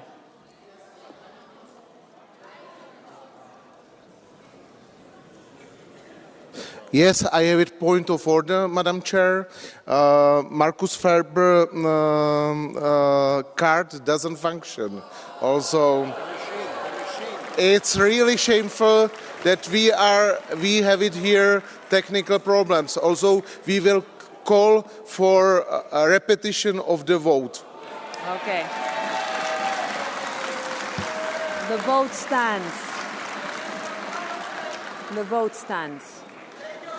We move the report by Ilhan Kyuchuk on the request for waiver of the immunity of Klara Dobrev. Vote on a proposal for a decision. Who is in favour? Who is against? Who abstains? Adopted. We move to the report by Mr. Paulius Saudargas on amending certain financial services and investment support regulations as regards certain reporting requirements. I give the floor to the rapporteur for 2 minutes. Thank you, President. Dear colleagues, I hope that we all do agree that one of the main challenges of the European Union is administrative burden. So if we want to cut red tape in the financial sector, we have the chance to do it now by adopting this legislation without a delay. The political compromise we reached delivers important progress. The scope has been broadened. Not only the 3 European supervisory authorities, but also the Single Resolution Board and the newly established European Anti-Money Laundering Authority will be covered by the new rules. The European Systemic Risk Board will also be included to some extent. We agreed on the report once principle. The European supervisory authorities will prepare a report on a possible single integrated reporting system. This moves us towards a cross-sectorial, integrated reporting framework where data is submitted once, then shared and reused as much as possible. This is a crucial step towards smarter supervision, less red tape, and stronger trust in our financial system. It is also about Europe's competitiveness. By simplifying reporting, we give smaller players and innovators more space to grow while laying the foundations for a modern, digital EU financial data space. Let us send a strong signal today. Europe is serious about efficiency, about innovation, and about making regulation work better for everyone. I count on your support. Thank you. Thank you. Let's move to Amendment 2. Who is in favour? Who's against? Who abstains? Rejected. Amendment 3. Who's in favour? Who's against? Who abstains? Rejected. Amendment 4. Who's in favour? Who's against? Who abstains? Rejected. Amendment 5. Who's in favour? Who's against? Who abstains? Rejected. Amendment 6. Who's in favour? Who's against? Who abstains? Rejected. Amendment 7. Who's in favour? Who's against? Who abstains? Rejected. Amendment 1. Who's in favour? Who's against? Who abstains? Rejected. The European Parliament has therefore concluded its second reading and the legislative act has been adopted. We move to the report by Mr. Matthias Nemetz on the revision of the visa suspension mechanism. This is a provisional agreement. Amendment 52 by roll call. The vote is open.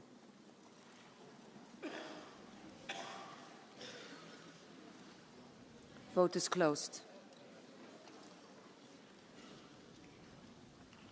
Adopted. The first reading of Parliament is therefore closed. We move to the report by Tom Berenson on the inland waterway transport, river information services. I give the floor to the rapporteur for 2 minutes.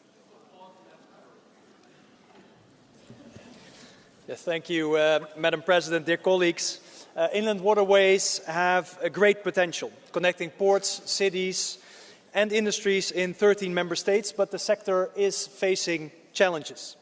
The many family-owned businesses in the sector are committed to decarbonize, but they need our support in the business case for clean vessels, and they need sufficient availability of new technologies, alternative fuels and related infrastructure. They can be reliable, but they need our support to drastically improve waterway maintenance, to work on the impact of climate change on water levels, and to guarantee sufficient mooring places to improve family life on board. And thirdly, the sector can be efficient, but they need our help in simplifying procedures and reducing bureaucracy. And colleagues, today we take a step towards more efficiency and safety for inland waterway transport. With the revision of the River Information Services Directive, we decrease the bureaucratic burden, we simplify procedures, increase digitalization and improve the quality of information and navigation efficiency. I want to thank all shadow rapporteurs. I want to thank the Commission and the Council for the excellent cooperation, and I count on your support in the vote. Thank you very much. Thank you very much, Mr. Berenson. We vote on the provisional agreement. Amendment 54 by roll call vote is open.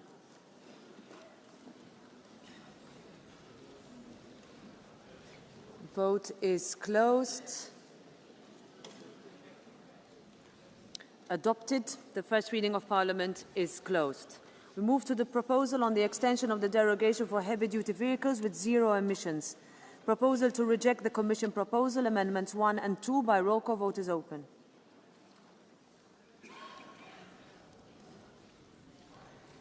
Vote is closed. Rejected. We vote on the Commission proposal by roll call vote is open. Vote is closed. Adopted. Therefore, the first reading of Parliament is closed. We move to the last vote, report by Mr. Bogdan Andrzej Zdrojewski on the role of EU policies in shaping the European sport model. We vote on the resolution as a whole. By roll call, the vote is open.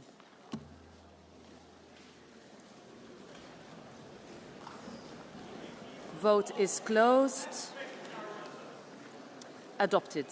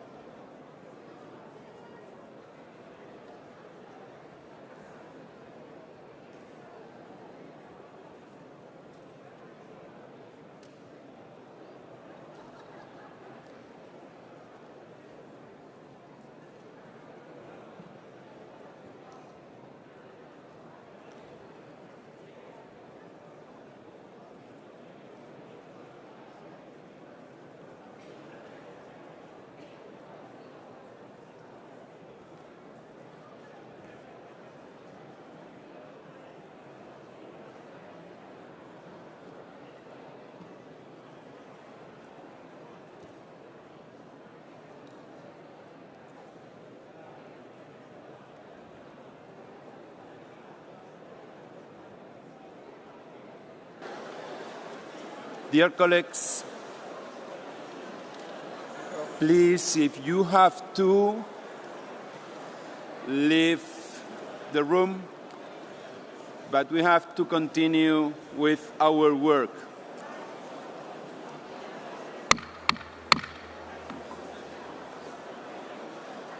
I insist, those who have to leave the room, please do it. But some other colleagues have to continue with the work.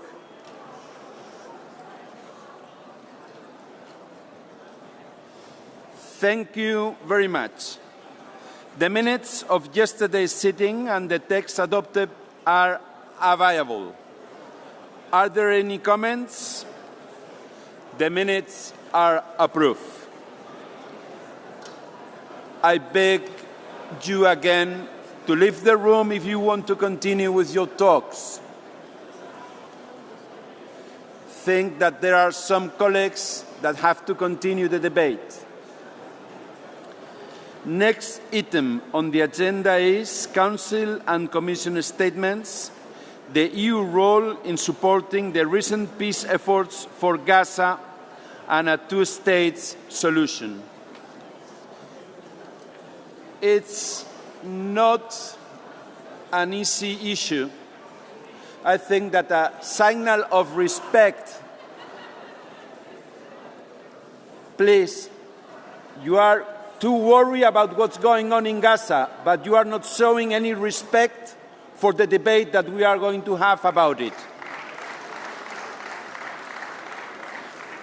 So, my first speaker is Madame Villiers,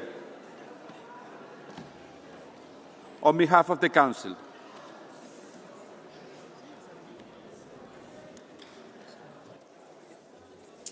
President, honourable members, Commissioner, today, on the 7th of October, we mark the 2-year of Hamas's terrible terrorist attack against Israel. We remember the 1,200 innocent civilians who lost their lives. We also remember the 251 hostages taken on that day of 7th of October 2023. Some have since been brought back, but with traumas for life. Others have sadly been killed, and some remain in cruel captivity for now 2 years. Our thoughts are with all the hostages and their loved ones. Some of you family members are here with us today. I have no words for your pain. Thank you for being with us in Strasbourg.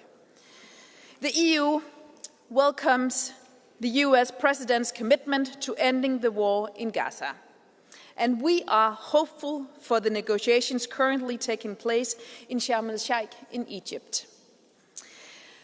Finally, there is a renewed hope for having the hostages released and putting an end to the tremendous suffering of the civilians in Gaza. We strongly urge all parties to seize the opportunity, not least Hamas.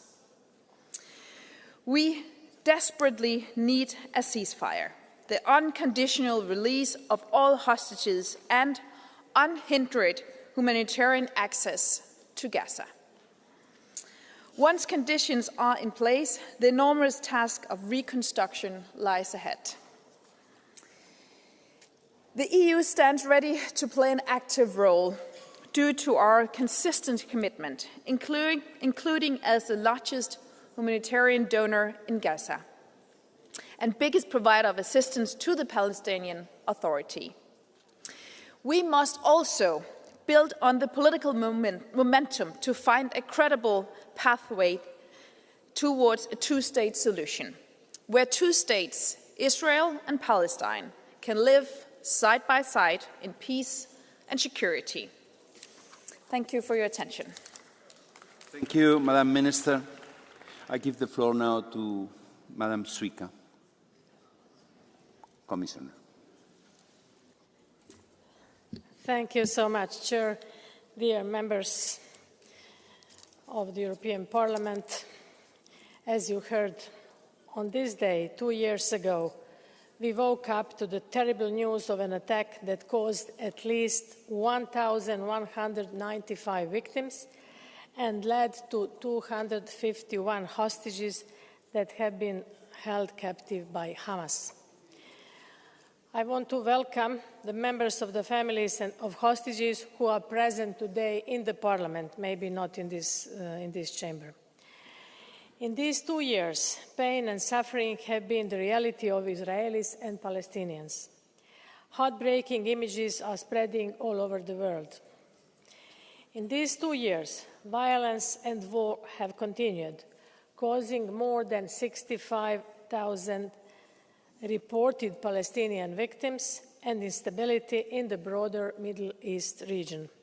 In these 2 years, the humanitarian situation in Gaza has become unbearable.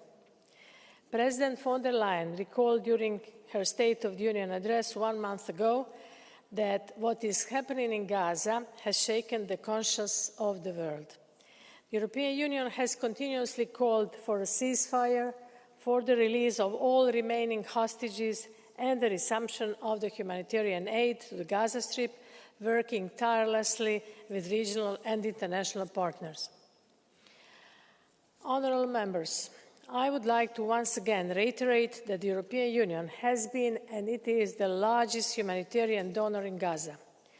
2 weeks ago, the Commission announced an additional €50 million in emergency humanitarian aid to deliver life-saving assistance both in Gaza and the West Bank. This will bring the total humanitarian allocation to Palestine to almost €220 million this year.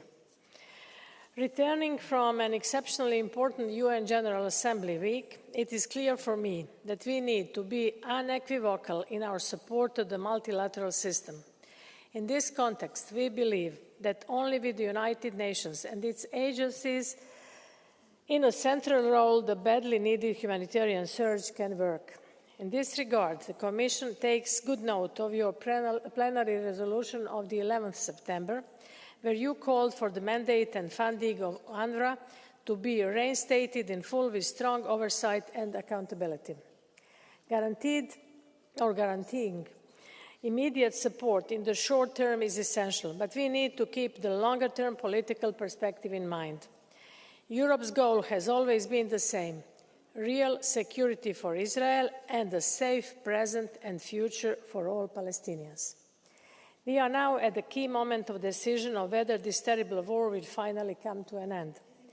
The European Union has welcomed the 20-point plan on Gaza presented by the United States. We remain a steadfast proponent of peace in the Middle East. The plan presents a credible framework in this direction. The European Union stands behind the plan's critical elements.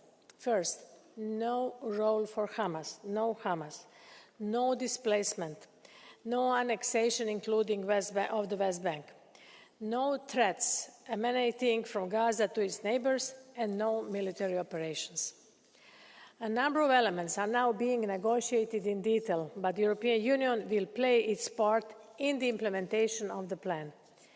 We are encouraged by Israel's positive reaction to the peace plan and call on its leadership to work towards its implementation in good faith. We also note Hamas' stated readiness to release all hostages and end the conflict, while urging it to engage credibly and constructively in the process, including through disarmament and the renunciation of any claim to post-war governance. We also welcome the joint statement by Arab and Muslim foreign ministers. Regional leadership will be a critical enabler in every step of the implementation of this plan. It is important, however, to emphasize that transitional arrangements should pave the way for lasting and sustainable peace. A credible pathway towards Palestinian statehood and the two-state solution will be key, based on the principles endorsed by a large majority of UN member states. The European Union supports a clear role for the Palestinians in the future of Gaza. To this end, the European Union will continue to support the Palestinian Authority to implement the needed reforms as they have been proposed by the Palestinians themselves. The Palestine Donor Group, announced by President von der Leyen in this House, will serve as a forum to check progress on this endeavour. Let me recall that the European Union is the biggest provider of external assistance to the Palestinians. We presented a programme worth €1.6 billion for 25-27 with the aim to support Palestinian Authority and the Palestinian population. The emergency funding package announced in the margins of UN General Assembly is an important step for stabilising the fiscal situation of the Palestinian Authority, and it can be dispersed through the European Union's robust funding system, so-called PEGAZE. In New York, we signed a €400 million loan from the EIB, European Investment Bank, to the Palestinian Monetary Authority. This loan will support small and medium enterprises in the West Bank that are the backbone of the economy. The European Union is also ready to support Palestinian-led recovery and reconstruction of Gaza through a dedicated instrument, as announced by President von der Leyen. This needs to be coordinated and discussed with all stakeholders in the context of the economic development plans proposed by the United States President. The Palestine Donor Group, which will hold its first meeting soon, by the end of the year, including regional partners, will be crucial in bringing together European initiatives and coordination efforts. Beyond supporting governance agreements, the European Union can make concrete contributions to the implementation of the plan via various instruments at its disposal. Achieving demilitarization and effective transitional governance and establishing an international stabilization force are vital. This all will require careful coordination and stakeholders' engagement. We have experience in this respect, and we can bring it to the table. First, the European Union could support the proposed interfaith dialogue and the platform via existing peace-building programs, and the European Union is also well positioned to continue supporting regional integration in the Middle East. To end, dear colleagues, dear members, the tragedy in Gaza must end. Now is the time to begin the process of building a better future for Israelis, for Palestinians, and for the entire region. Thank you. Thank you very much, Madam Commissioner. On behalf of the EPP Group, our colleague, Madam Bentelli. Dear colleagues, dear Commissioner, now or never, a genuine diplomatic breakthrough is on the table, shaped by President Trump and broadly backed by the Arab and Muslim world, including those with the most influence on Hamas. The plan demands something from both sides, even if it's hard to accept that terrorists sit at the table at all. The plan puts strong emphasis on what matters most to us: better humanitarian aid delivery. Every day counts for civilians in Gaza and the hostages. Therefore, both sides must be pressed to agree quickly. I welcome those European leaders, including Germany, who are engaging to help finalizing the plan. For the EU, the plan is also a wake-up call. While Brussels talks about sanctions and cutting trade, the plan creates economic incentives, a special economic zone, lower tariffs and investment opportunities for everybody. And what has become the pet project of many here, a Palestinian state under PA rule, is mentioned only as a potential result of a long process. The plan rather establishes a board of independent Palestinian experts and, in general, international oversight over Gaza. High Representative Kallas often likes to state that there is no military solution. But if Hamas refuses to lay down arms, what then? Should Israel live under permanent threat? And in conclusion, especially today, on the second anniversary of October 7th, I really wish that our European institutions showed the same empathy for the traumatized Israeli people and the unsettled Jewish communities worldwide as they show for the Palestinian cause. Thank you. Thank you very much, dear colleague. Tiene la palabra la señora García Pérez. Mrs. García Pérez has the floor. Today, it is 2 years since the Hamas attack that left 1,195 people dead and 251 hostages.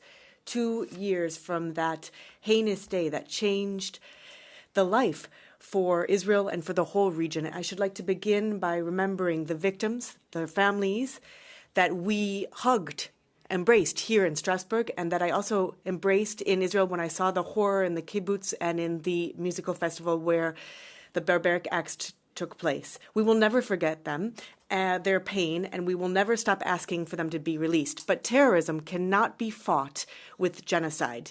You cannot vanquish terror by killing more than 67,000 Palestinians, including 20,000 children, nor in turning Gaza into a barren land where 2 million people are living without water, without medicine, without light, without food, and without hope. Terrorism is vanquished using the rule of law. Europe knows this. We have vanquished terrorism in all of its forms. We have done it with justice, and we have not done it with vengeance. And that is why, with the millions who have taken to the streets in our cities, calling for the end of genocide, the European Union cannot stand idly by. With the courage of men and women who took to the humanitarian flotilla and they tried to break the blockade of Gaza and bring aid to those who are dying, we cannot stand idly by. Those who were put in custody by the Israeli government. The Council must act by suspending the agreement with Israel and putting sanctions on the Netanyahu government, calling for an arms embargo, and they must do that with the new Gaza facility to rebuild what has been destroyed and to reestablish the dignity for the Palestinian people. The Trump plan cannot be used just to stop war and bring back the hostages. Any peace plan must also serve to open a way towards the establishment of a Palestinian state. Without this on the horizon, there will not be any peace possible. The main obstacle to peace is Netanyahu, because Netanyahu recognized that he financed Hamas to make the two-state solution impossible. So Europe must decide either being accomplice or being courageous. And courage is the only way that we can defend the two-state solution, two peoples, two states living in peace and in equality. Let us put an end to genocide. Let humanity speak. Thank you. Señora García Pérez. Our next speaker, Mr. Tanger Correa. You have the floor. Señor Presidente. President, Minister, Madam Commissioner, honourable colleagues, hallelujah. There's light. For years now, an international solution was being sought for Gaza, and now the Americans have found this solution. I think it's absolutely positive, because without this, we won't have peace or stability. This is the path we must go down, not just for Gaza, but also for the West Bank territory. The European Union has been falling short of expectations regarding Middle East policies, been giving money, European money, that's not reaching the people. People are going hungry. And the aid that Madam Commissioner mentioned is going to go through who? Is it channeled through the United Nations, through Hamas? Let's not forget that we have a real risk here that large populations in Gaza and Palestinians will be still close to Hamas. So what's going to happen? How is it going to be done? There can only be a state for Palestine if that state recognizes the state of Israel. And that has been the stumbling block for all these years, this lack of recognition of the state of Israel. Thank you.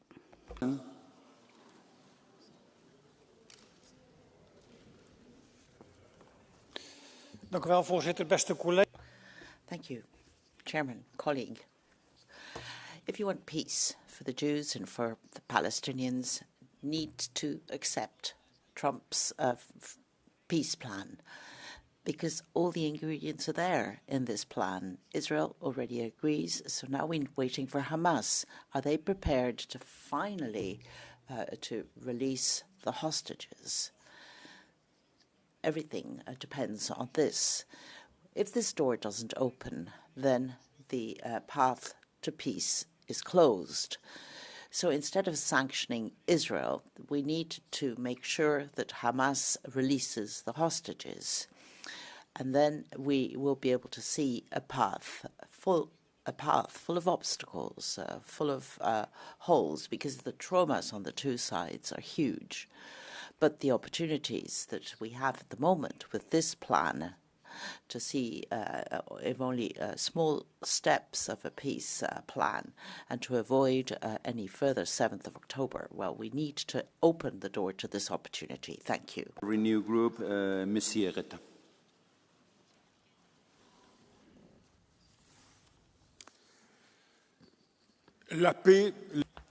Peace, two states, not yet. But if it were at least an end to shelling, a ceasefire, and a release of hostages, how wonderful that would be. Let us cross our fingers. Let us hope.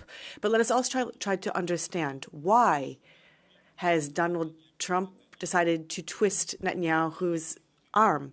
Why did he give the U.S. its role of arbitrator that he had given up until now under his presidency? Israel, were it to annex the West Bank, it would be an end of the Abraham Accords, the only success Trump has notched. And it was also added that it would be the end to the contract between the Gulf states and the White House. And France and Great Britain decided to change the stakes by making the movement towards recognizing Palestine. Humiliated by Putin in Ukraine, Trump was at risk of losing his footing in the Middle East. Suddenly, he was isolated, and he, like all, realized that strength was needed, and we as Europeans should learn that lesson. In the face of people who want no good for us, in the face of Trump and Putin, we have to flex our muscles and our strength, finding new allies, and we mustn't allow not even one case of a single incursion into our airspace. Thank you. Merci, Monsieur. Our next speaker is Mr. Sofdale on behalf of the Greens. Thank you, Chair. I'm going to speak in Danish. Today, 2 years ago, Hamas carried out a brutal terror attack, adding further trauma to Jewish history. My thoughts go to the affected families and the hostages, and there are no excuses for killing innocent civilians. The Israeli response was heavy bombs that destroyed everything. An incredible number of killed and traumatized people and the blocking of humanitarian aid. There are no excuses for killing innocent civilians. We are seeing human-created hunger now in the entire region, and in this vacuum, in several European cities, millions of people have taken to the streets to protest what's going on. A lot of civilians are trying to break the blockade, the block, and deliver humanitarian assistance to the region. What we need is a permanent ceasefire and the release of all hostages. And we need a formal recognition that even as a Palestinian, you have a right to live a decent life in your home region. And any murder requires a heavy response. And it is important that we end up with a two-state solution where the Palestinians and the Israelis consider each other neighbors and are able to live together. And the peace must ensure that every Palestinian has a right to remain in Palestine. What we are seeing now from Europe's side is absolutely shameful, in my opinion. Thank you. The legacy of the Palestinian genocide, the systematic failure of political leadership, and in some cases the EU's active complicity will have ramifications for decades. First and foremost, the profound trauma of mass displacement, of the loss of multiple generations of families, of tens of thousands of orphans, of forced starvation will be catastrophic. Palestinians may never be able to forgive the Western and Arab world. But it is not just Palestinians. Across Europe, young and old have taken to the streets in ever-increasing numbers. They have been beaten and criminalised for standing up for international law. More than 100 civilians, EU civilians, and 3 members of this House were illegally abducted by Israel for trying to do what their governments should have been doing, which was to end the illegal blockade. And neither the Council or the Commission thought to mention them today. How is it that a small, oppressive, foreign regime built on racism and violent ideology has been able to infiltrate our institutions and dominate our foreign and domestic policy, to create a situation where the freedoms, interests and wishes of our own citizens have been trampled on? We absolutely need the killing to stop, but this peace plan is colonialism. Gaza does not need a viceroy, and certainly not one who prosecuted an illegal war in Iraq. Gaza needs to be free from occupation, and Palestinians need to be treated with respect and given the autonomy for their own future. International law is the only framework for peace. Palestinians need more than EU money. They need justice. Thank you very much. On behalf of the ESN Group, Mr. Schell. Donald Trump hat einen Friedensplan für den Donald Trump has presented a peace plan for the Middle East, and Merz is being asked to get his checkbook out and pay for it. And it's the same with Afghanistan or Ukraine. Americans do the deal, German pays the bill. We've got the aid for Syria, 17 billion for Afghanistan, and 15 billion for Palestine reconstruction. So it's the checkbook diplomacy. Germany has nothing to say, but they're going to be footing the bill and signing checks. But there is a big gap in the budget. New debt being taken on, and the Chancellor wants people to work until the age of 70, increase taxes, and get rid of care for elderly people so that he can continue to dole out the cash outside Germany. It's not going to keep going like this. We're going to bring things back down to earth and ensure that we prioritise national policy. Mr. López-Iturriz, you have the floor. The horrible terrorist attacks of the 7th of October, we honour the memory of the victims, and we say that we want the hostages back home in Israel. While European politicians were picking sides, using the pain of the Palestinian and the Israeli people for their political games, on the other side of the Atlantic, President Trump was engaged in serious talks trying to negotiate the terms of a peace plan that could bring a new era of progress and prosperity for the Middle East. That same person who in his first mandate, while many in Europe were criminally silent about it, was working for the normalization of relations between the Arab countries and Israel through the Abraham Accords. This peace plan brings to the table the possibility for a stable ceasefire which will put an end to the suffering of millions of civilians in Gaza, including the much-needed access to humanitarian aid. It will also allow the return of hostages to their families. It will create a solid foundation for peace and the implementation of the two-state solutions by removing the terrorist organization Hamas from the equation. I know it's difficult for Greta Thunberg and the Barbie Spanish of Gaza and so on, and on those boats, screaming and partying in front of the cameras. So is over. No more excuses for socially accepted anti-Semitic behavior. The Arab countries in the region are very much aware that further confrontation is not the solution. Normalization, dialogue and trade is. They seek peace and progress. Let us Europeans do the same. Thank you. Thank you very much, Mr. López-Istúriz. La señora Corrado.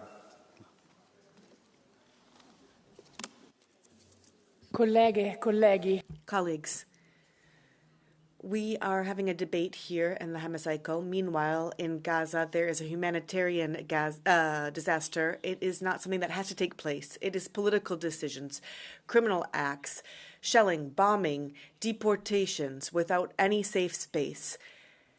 Hunger used as a weapon of war. This parliament, these institutions cannot pretend like there's not an ongoing genocide that has been denounced by the UN. We can no longer fail to hear the millions of citizens that have taken to the streets in recent days. The responsibility of the Israeli government cannot be hidden by aiding and abetting through silence. And in fact, we are on thin ice with this peace plan promoted by the U.S. Fine, we must look for any way forward, any diplomatic act. Yes, we should look to those, but we cannot have illusions. Peace cannot be from the top down. We must listen to the voice of the Palestinian people without recognizing Palestine, without a political process that puts an end to the illegal occupation. Any agreement will be fragile, and we won't be able to uproot the root causes. We must silence the arms, assist the Palestinians, free the Israeli hostages immediately. No one believes that there's any acceptable way to proceed otherwise.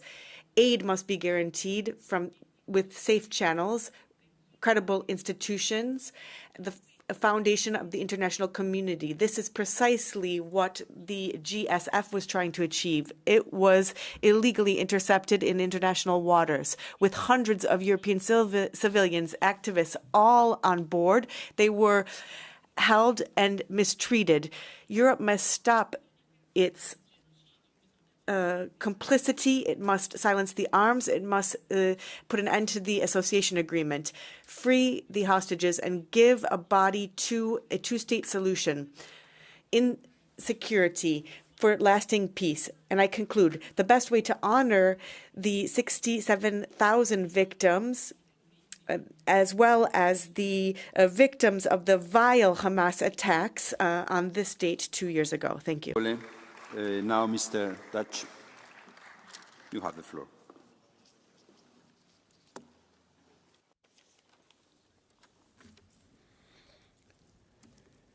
.2 years ago, Hamas terrorists broke into Israel and attacked innocent people without any discretion.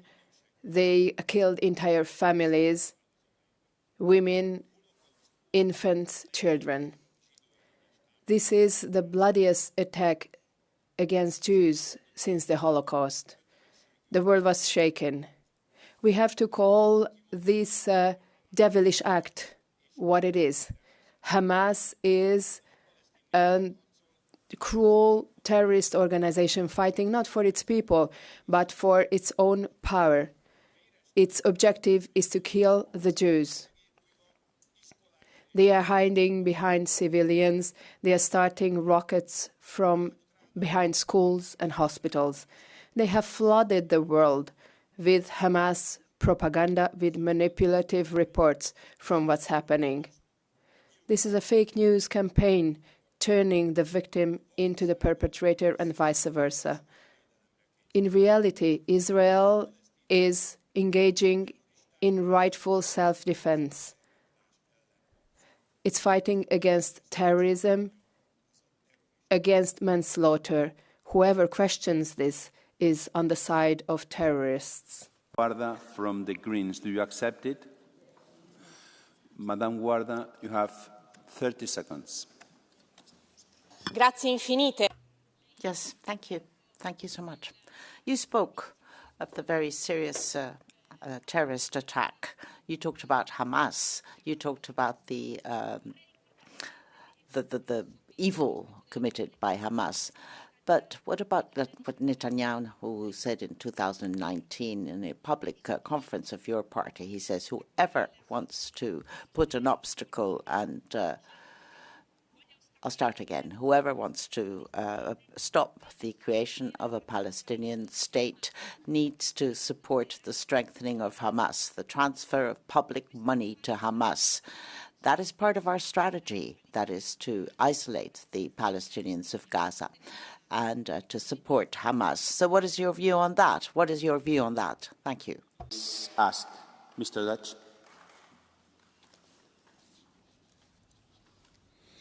Engedje meg, tisztelt. Dear colleague, I would like to draw your attention to the fact that 2 years ago,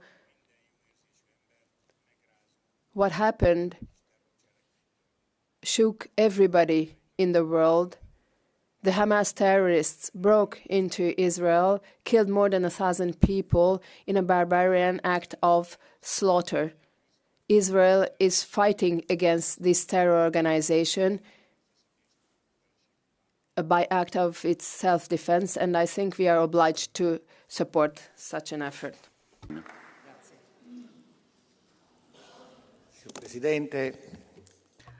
Thank you, President. Commissioner, the peace plan of the United States is an attempt, a specific attempt to create development in the Gaza Strip. The European Union needs to support this pragmatically. As was said by Mrs. von der Leyen, Europe is prepared to contribute with political and economic resources and humanitarian resources. And this should make it possible for there to be peaceful coexistence between two states based on non-violence and reciprocal recognition. The Italian government has also indicated a very clear line. Hamas cannot play a single role in the future government of Gaza. but it should also be possible to avoid that the suffering of the Palestinian people is not instrumentalized for ideological reasons. The path towards peace in Gaza is difficult, but today we see a ray of light and hope to give civilians a safe future and a life in dignity. Thank you. Mr. Andrews, you have the floor. Thank you, Mr. President and Commissioner colleagues. October the 7th must be repeatedly and unambiguously condemned. I wish to share my sympathy with the bereaved families, with the injured and those taken hostage. The response that followed, aimed at wiping out Hamas, soon warped into a policy of regional vandalism, bombing and occupying neighbours, thrilling in the awesome power of it all, seemingly possessed of a drunken self-confidence. The sickening policy that sees children being killed by AI drones, by IDF snipers and being starved to death, as acknowledged by President von der Leyen, is not his strategy. Rather, it is an aimless display of military prowess. So much of the current Israeli leadership are so in awe of this that statesmanship, vision and a genuine desire for peace are not valued.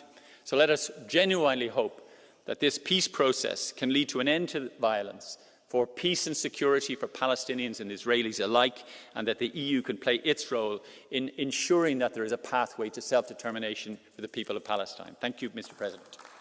Thank you. Thank you very much. La signora Scuderi. Ms. Scuderi.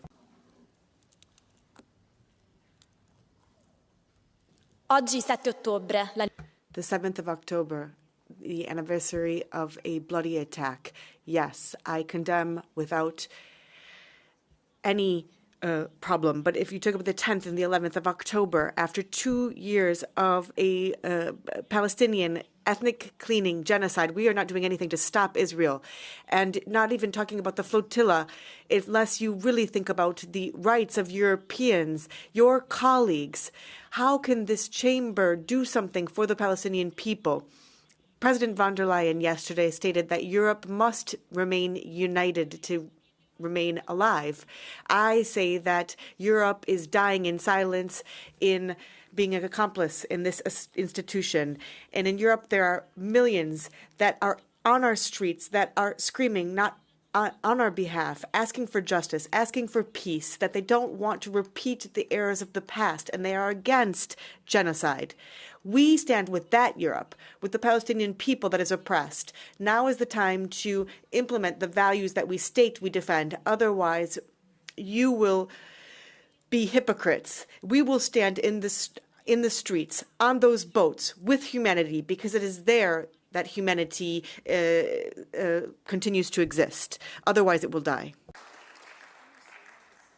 Monsieur Botenga. Président, Madame la Commissaire. Madam Commissioner, President, I think one thing was missing from your speech, sanctioning Israel. Why did you not sanction Israel 2 years on? The International Criminal Court has called for it, specifically said that there is complicity from third countries if we continue to fund and finance Israel. But right now, the European Union finances Israel through research funds, military funds, the European Investment Bank, the space program, and so on. And there's no sanctioning of Israel. The only demand I heard from Ms. Callas is governing Gaza. You're saying that the European Union should have its place in the transitional governing body. What, together with Blair? With Donald Trump? That's colonialism. And what we're hearing from the Commission is this recycling of colonial ideas to suggest that it's not up to the Palestinians, but other countries to govern the territory. I'd like you to really go back to the drawing board, do your homework and come back here and say that you're going to sanction Israel, because otherwise you'll be accomplice to the worst forms of war crime. It's seat 510, Mr. Coles.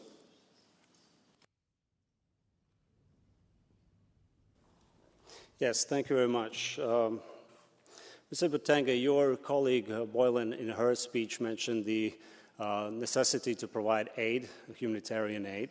We know there's legal reasons for sea blockade, for obvious reasons, and let alone last week there were almost 1,500 aid trucks sent into Gaza. But could you please elaborate, and have you asked your colleague who apparently were detained by Israeli defense forces, what was the reason for MEP Hassan and others to toss their mobile phones over the board into the sea? What's so incriminating in her phones where that they had to do such a thing? Thank you.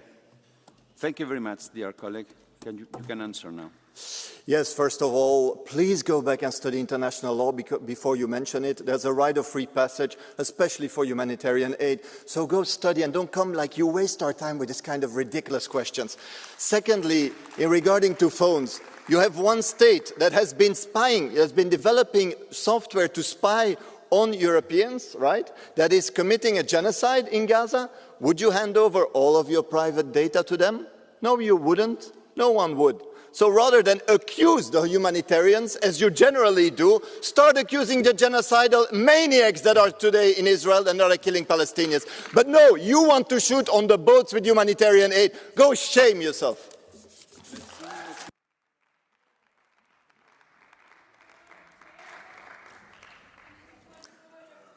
Уважаеми колеги, за 2 години... Colleagues, for over 2 years, the European institutions did nothing to alleviate the suffering of Palestinians in Gaza. This lack of action is one of the reasons for the death of 10,000s of Palestinian women, kids, and adults. The main responsible person for those things that a lot of people call genocide is the government of Benjamin Netanyahu, but the responsibility is also falls to the so-called civilized Europe. While the elites in Brussels were afraid to say anything, the normal European citizens were strong in their support to those suffering in Gaza. There were tens of thousands of people on the streets of Rome, London, Barcelona, Dublin, Amsterdam, and Sofia. The leaders of Europe were afraid that they will be called out on the basis of anti-Semitism, but Jews throughout the world are not the same as the government of Benjamin Netanyahu. You can like Jews and not like this government. Our citizens understand this, but our leaders seem not to understand this. Thank you. The next speaker is Mr. Papadakis. Καταδικάζουμε την πειρατική επίθεση ενόπλων Ισραηλινών δυνάμεων σε διεθνή... We condemn the attack of the Israelis on international waters against international law, and also the bad way they treated the people in the flotilla. The European Union and the Greek government, they promoted the strategic alliance with the State of Israel and covered its behavior. And the Trump plan they support, which is on the detriment of the rights of the Palestinian people. They want to create an American protectorate in Gaza and as a police force to use Israel. The crucial thing is humanitarian aid to reach to the hands of the Palestinians. Your hands off the Palestinian people, and we should show solidarity to them so that workers at ports show that in Europe, because they block Israeli military cargo. We should stop hunger. We shouldn't associate with Israel. We need a free, independent Palestine, united in the borders before June 1967 with capital Eastern Jerusalem. Please, Mr. Kalla.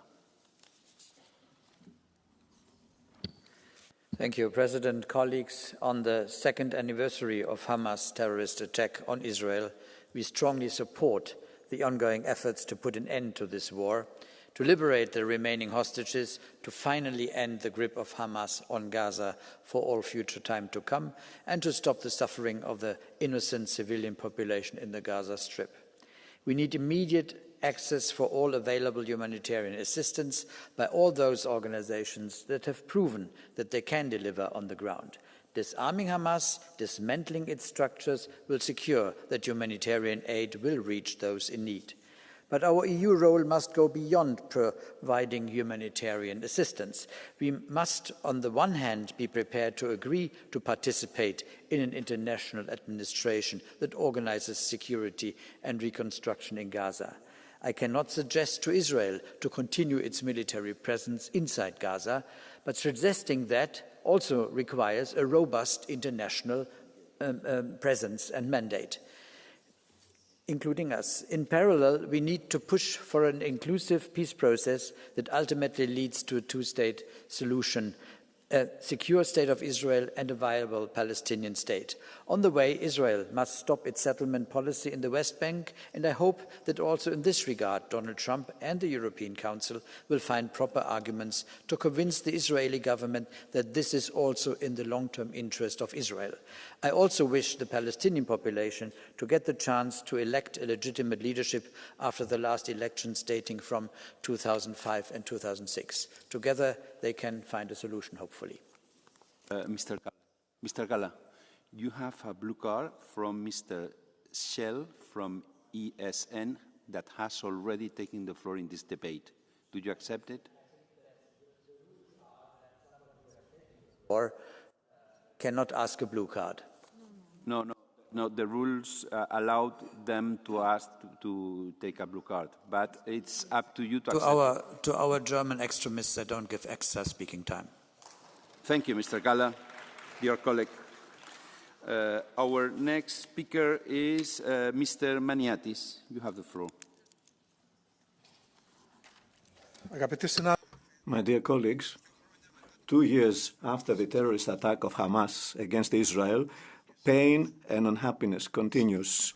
The relatives of the hostages are still waiting for their return. Gaza has been flattened. 67,000 Palestinians, out of them more than 20,000 children, have lost their lives. From the first moment, we recognize the right of Israel to defend itself. But this does not give Israel the right to ignore international law, excluding, isolating Gaza, using hunger as a weapon, and committing, according to the United Nations, genocide acts.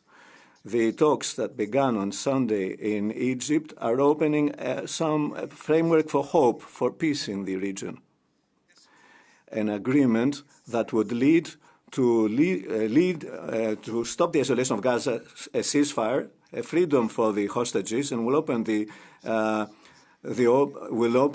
road for sustainable peace, an Israel that is free and secure, and a Palestinian state that is sustainable and democratic in the borders of 1967. Unfortunately, the Netanyahu government has stated openly that it's contrary to the perspective of an independent Palestinian state. The promotion of the legal settlements, especially the Plan E1, has this aim to cancel on the field a sustainable Palestinian state. The recognition of Palestine is not a gift to Hamas. It confirms our belief in the solution of two states. That's why we call upon all the member states to move in that responsible act to recognize the state of Palestine. We need a strategy for the Middle East. We cannot be spectators seeing an open wound for humanity that's so close to us. And it's not allowed to us just to pay money without participating in forming the conditions in an area of the world that concerns us directly. We should be present in the reconstruction of Gaza with a special fund. We should support the efforts of the Arab states for peace and to assure that Hamas will have no role to play in the transitional government or any other government in Gaza or the West Bank. Thank you. Thank you very much, dear colleague, Monsieur Lejari. Merci, Monsieur le Président. Thank you, President. Well, today, with sadness, is the second anniversary of the massacre perpetrated by terrorists from Hamas and other armed forces. We need to look at the facts. Today, in Gaza, truth is covered by words. What we talk about genocide, but we see people that have been taken hostage by Hamas, a terrorist organization not prepared to accept a ceasefire and turns hunger into a weapon. We hide behind symbolic gestures. It is not very clear to who threatens this peace. The Union does not speak clear. Hamas chooses war rather than life. Europe must stop pretending, and it must be very clear on its position.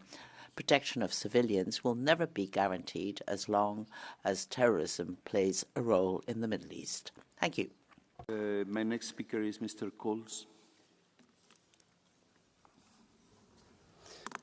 Dear colleagues, you don't have to be pro-Israeli or pro-Palestinian, but you should be pro-fact. We must not confuse immediate conflict management with long-term political solutions. The peace plan is a response to war. It outlines tactical steps: ceasefire, humanitarian aid, hostage release. A two-state solution may sound noble, but what is being built? A state with no functioning institutions, no elections in nearly 2 decades, and a systematic corruption? This plan does not create a Palestinian state. It explicitly rules out Hamas, as it must. No serious state can emerge under shadow of terrorist organization. Rebuilding Gaza will take at least a decade. The question is not only who pays, but who leads and guarantees the process.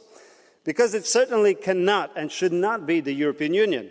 Regional countries, Egypt, Jordan, the Gulf, must take responsibility. Peace cannot be outsourced, nor can it be financed endlessly by Europe. The EU's role must be principled, realistic, and conditional, tied to regional ownership and genuine reform. Anything else is wishful thinking. Thank you.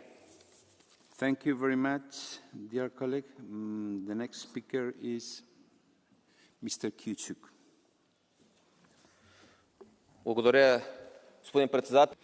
Thank you, President. Madam Commissioner, today we cannot afford to speak about Gaza with some empty words, the same empty words that the world has been uttering for tens of years. While people are dying and the humanitarian crisis is growing in front of our eyes. Over the last days, thousands of people poured into the streets of European cities from Barcelona to Sofia to show that human life cannot be a token traded among influences. We need to hear these Europeans. Many governments already took a very clear position, insisting on a truce and on access for humanitarian aid and on realistic efforts for peace, including the release of all hostages. However, until now, there are just a couple of initiatives that haven't received enough support. The European Union needs to fight for a sustainable peace within 2 countries, within 2 states, giving prosperity and freedom for all in these 2 states. Thank you. Благодаря.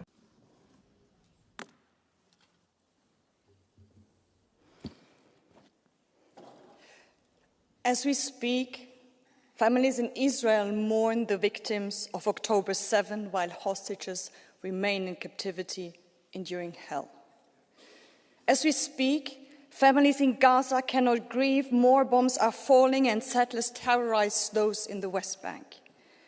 As we speak, Jews in Europe face anti-Semitic attacks, racism against Muslims is rising, and Palestinians worldwide wonder on which day their victims will be mourned.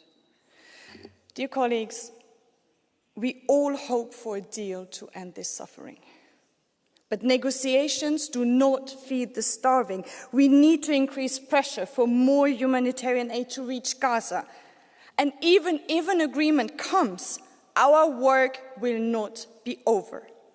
Rebuilding will need resources. Peace will need protection. Healing will need specialists. And justice will need accountability. Europe was too divided to pressure a ceasefire. Let us at least be united and lead to protect and nurture whatever fragile hope may soon emerge. Thank you, Madam. La señora Montero tiene la palabra.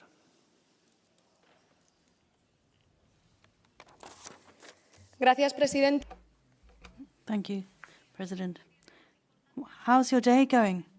What's more important in your schedule than to break the ties with the terrorist regime of Israel? We're seeing ships being arrested in international waters. What would have happened if Russia had been attacking NATO countries? And if this can happen with impunity, what's going to happen to Palestinians? We're talking about medicines not reaching. That's terrorism. 680,000 dead, 18,000 children killed, people being smothered by bombs. But nothing's been happening here. We've seen dogs attacking people, sleep deprivation, sexual violence, and what's going on here? Nothing. We're seeing a colonization plan being supported. It's an illegal plan. It doesn't recognize the rights of Palestinians and their right to self-determination. It's time to break ties with Israel, economic ties, trade deals, reject the Trump plan, and respect international law. Otherwise, you will be going down in history as complicit with genocide and Israel. You have the floor.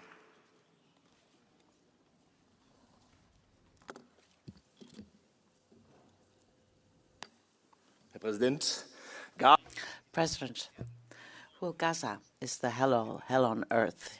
Children are starving, the cities are bombed, a humanitarian situation is destroyed. That's the reaction of Israel. Over 1,000 people have been tortured, massacred, hostages taken. There is terror on the two sides. Trump's plan could release the hostages, could establish a peace. No persecution of Palestinians, but a two-state solution. That is correct for us, European. There is one thing that's important, stability in the Middle East, because we are the ones who are going to be paying the bill, the consequences, mass immigration, terror. That is what we don't want. So therefore, the Palestinians cannot possibly be persecuted and forced to leave their land. So we believe that the Palestinians need to have their own state, but in Palestine, not in Europe. So that is the plan, Trump's plan. That is what we need to support, because an incompetent and impotent Europe can't do anything else. Thank you. Madam Yuncheva, you have the floor.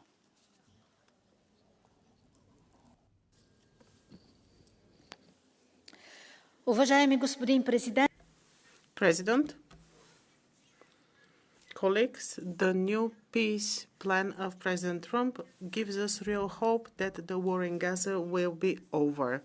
There are specific steps for the release of the hostages, the exchange of prisoners, Hamas, and the way the international community can support the rebuilding of Gaza. All the parties are at the table to negotiate, and this is the first time we see real progress supported by other key states in this region. I support this plan and I urge Hamas to accept it as well. Now we need to choose peace instead of destruction.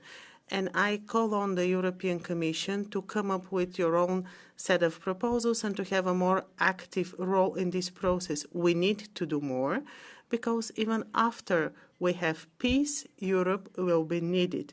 Europe will be needed in order to protect the civilians and to support the rebuilding and reconstruction of Gaza. Thank you.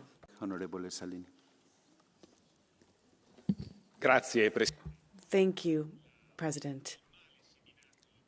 The evil sown by Hamas and terrorism since '87, so a long time before the 7th of October and culminating in the 7th of October, merits a reaction. But that reaction cannot be a new type of occupation of the Gaza Strip, because annexing the Gaza Strip or plan thereto would just be fertile ground for new evil to be born. So yes, we welcome a plan for an agreement, a peace agreement, as proposed by the U.S. administration. However, it's not enough.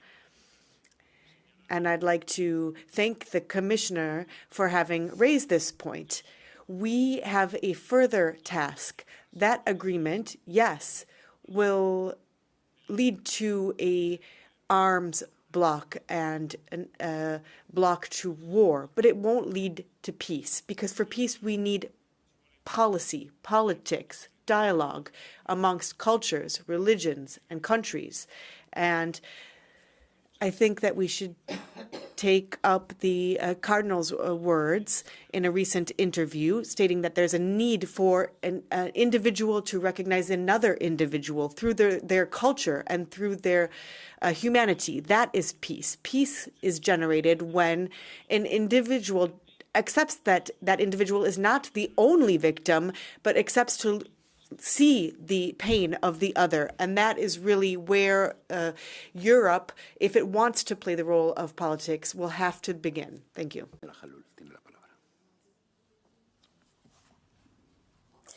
Presidente, señora comisaria, today marks 2 years of terrorist attack of Hamas that took the life of 1,200 people and condemns the family of 250 hostages to despair. I want to convey our solidarity with the families of the hostages that are with us today. Believe us, we want more than anything hostages to be released, peace and security within two-state solution for Israel and Palestine.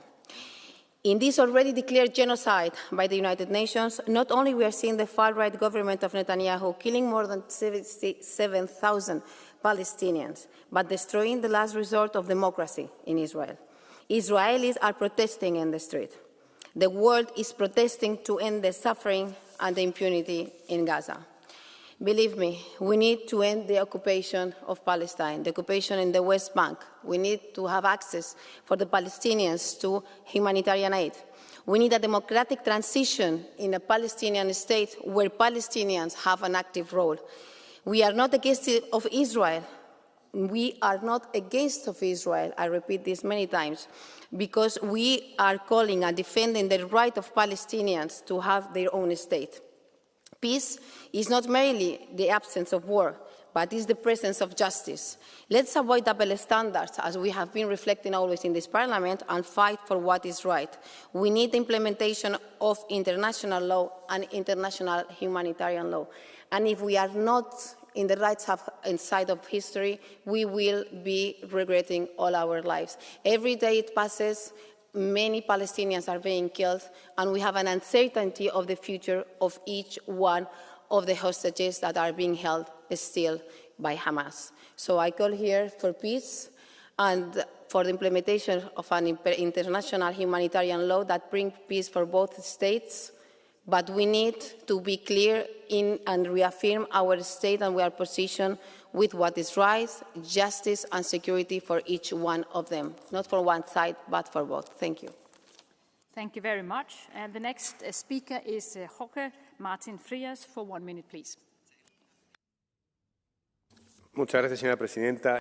Thank you, Madam. On the 7th of October 2023, 1,200 people were killed by Hamas, children who saw how their parents were being killed and then killed themselves, and trophies were shown. 251 hostages were taken. The entire world saw that how we celebrated this death on some of our squares, and we see that the truth has been manipulated, representing the victims as those perpetrating the killing and the other way around.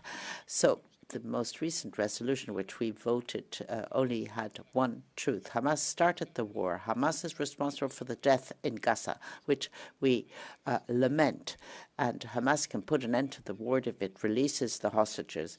And if it is only thanks to the generosity of Israel, and I repeat, generosity of Israel, and thanks to the peace plan of Trump, Israel that deserves a peace.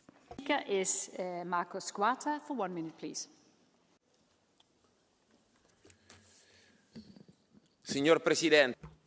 President, colleagues, the plan proposed by President Trump is the only light at the end of the tunnel of a conflict that has lasted since the 7th of October, much pain. And Italy and Giorgia Meloni support this because it's the only way to lasting peace and to put an end to this absurd war. We have to accept that the tragedy started with Hamas, but we also cannot close our eyes to the response of Israel, which was disproportionate and unacceptable. Therefore, Europe has a duty to support the peace plan and not get distracted by dangerous and instrumental steps like the flotilla that doesn't assist the Palestinian people. It takes advantage of their suffering to raise awareness, and it makes no sense in Italy or Europe. So we must accept responsibility, peace, and not taking advantage of pain. Next speaker is Ms. Abir Al-Zalani for 1 minute, please.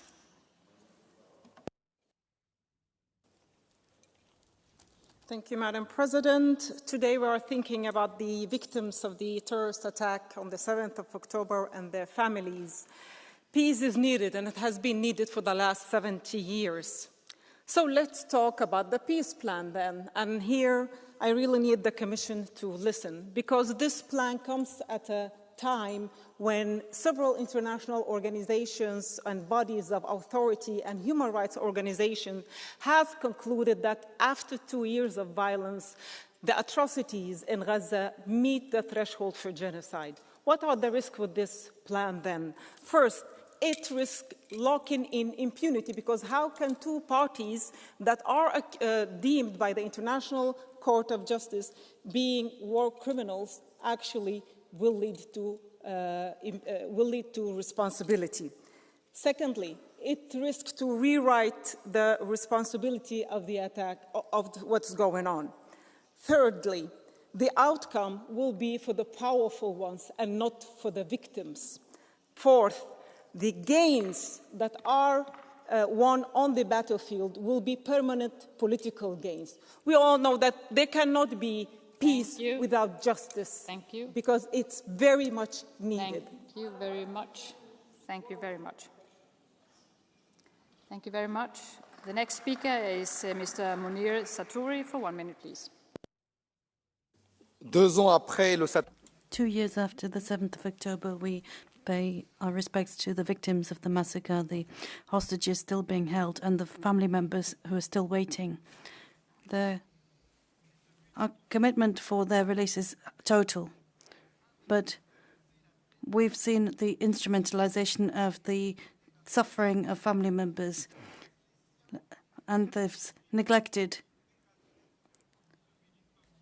this in order to adopt the eradication of the Palestinian people. Now, we're talking about a so-called peace plan without the Palestinians, and we're seeing colonization being pursued. How can we talk about peace when international law is being trampled on, when we are seeing genocide unfolding in front of our eyes? It's documented and undeniable. A life is a life, and if we neglect this, then we are saying goodbye to our humanity. We cannot be complacent. We cannot close our eyes to this. Let us not forget the need for sanctions, and we can. The next speaker is Katarina Martins for 1 minute, please.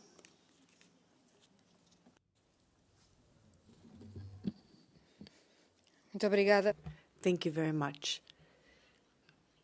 Well, what we can currently see, Europe is purchasing from Arab countries, and Palestinians, meanwhile, are dying. Gaza is the trial area for the industry of death. This is not a planned peace that we have. The Trump and Netanyahu plan,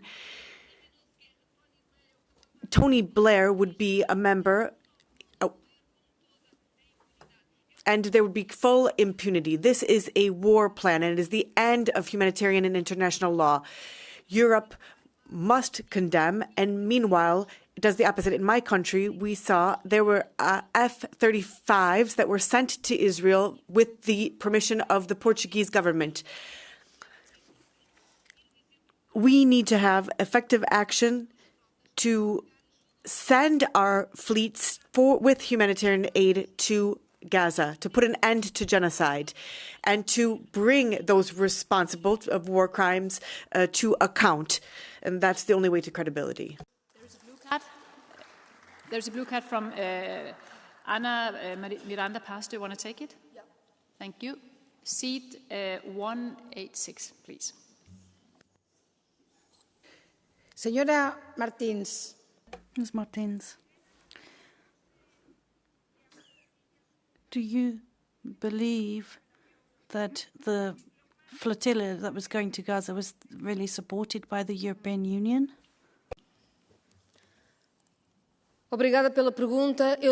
Thank you very much for the answer. Now, I am sure that the European Union didn't do what it should have done. The European Union does not do what it should to support the GSF.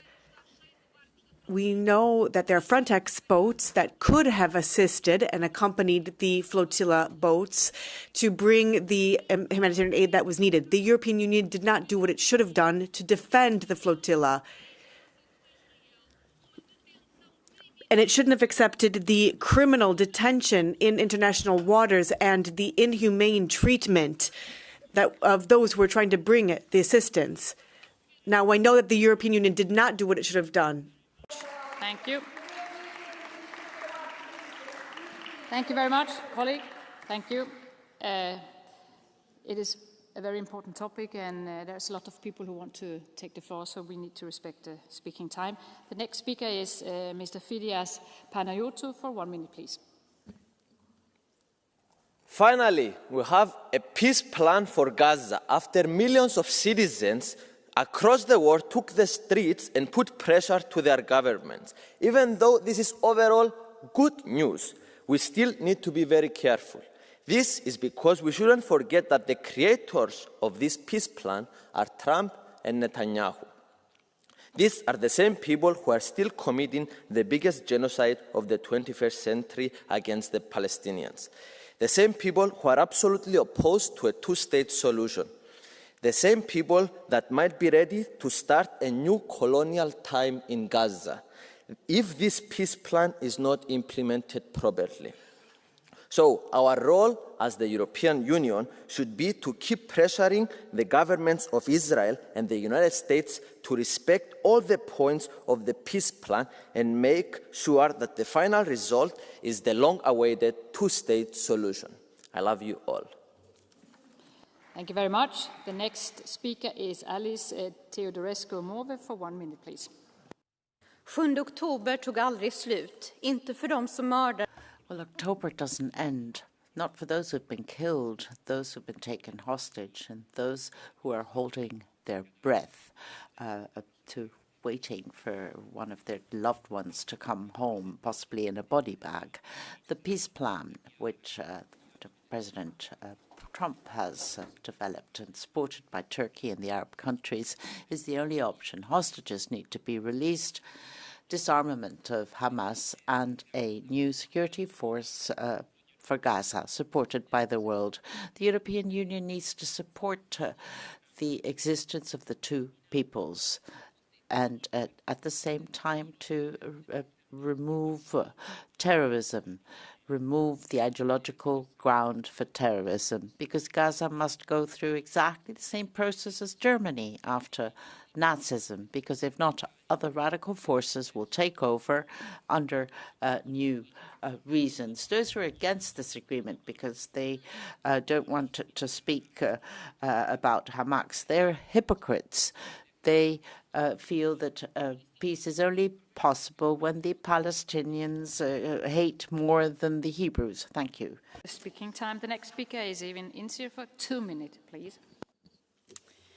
I am at the loss for words to express my outrage at the passivity of the EU to put an end to the genocide in Gaza and to bring home the Israeli hostages. 2 years have passed. Passivity is complicity. By refusing to suspend the EU-Israeli Association Agreement and rejecting calls for a weapon embargo, the EU is choosing complicity over conscience. Now, regarding the so-called peace efforts, all peace efforts must be welcomed. But there is no genuine peace effort when those most affected are excluded. The extremist Israeli Prime Minister Netanyahu and his far-right ministers have made it clear that they will not allow Palestinian Authority to have a role in Gaza. True peace cannot be achieved by excluding the Palestinians, while Hamas must not be part of the governance in Gaza. The Palestinian Authority must be, if the peace efforts are to be genuine and credible.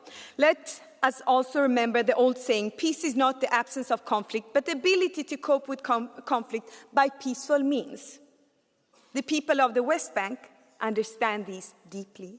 They try to pursue peace through non-violent means, even when an ethnical cleansing is unfolding before our eyes in the West Bank, with the Israeli military and settlers terrorizing Palestinians day and night. The EU must take a stand for real peace resolution. That means ceasefire now. That means humanitarian aid into Gaza now. That means the immediate release of all hostages, both Israeli and Palestinian. That means an immediate end to the siege of Gaza. That means an end to the occupation of all Palestinian territories. That means recognition of Palestine. That means full respect for international law. Thank you very much. The next speaker is Ms. Irena Joveva for 1 minute, please. Now or never. Not tomorrow, not next week, now or never. This is the moment for everyone who still defends the atrocities committed by the State of Israel in Palestine to prove that there remains, somewhere inside, I hope, a spark of humanity. Sure, I welcome Trump's ceasefire plan, but only barely, and only because it is less grotesque than the so-called Middle Eastern Riviera plan that he had. But where in this plan are the mechanisms for protection of Palestinian people and provisions safeguarding their further displacements? And instead of unification of Gaza Strip and West Bank, there is de facto separation of the two. And also, let's be honest, plans alone do not bring justice. Words do not stop bombs, speeches do not feed starving children. The international community has failed to act when it mattered most, so it must not fail now with holding Israel accountable. So I say again, colleagues, now or never. Let us prove that we are not just commentators or just witnesses to tragedy, to a genocide. Now or never to stand on the side of humanity. Thank you. Thank you very much. The next speaker is Tineke Streek for 1 minute, please. Thank you, Chair, Council, Commissioner. Across Europe, record numbers of people have taken to the streets. Rome 1 million, Madrid 400,000, Amsterdam 250,000, Berlin, Barcelona 100,000.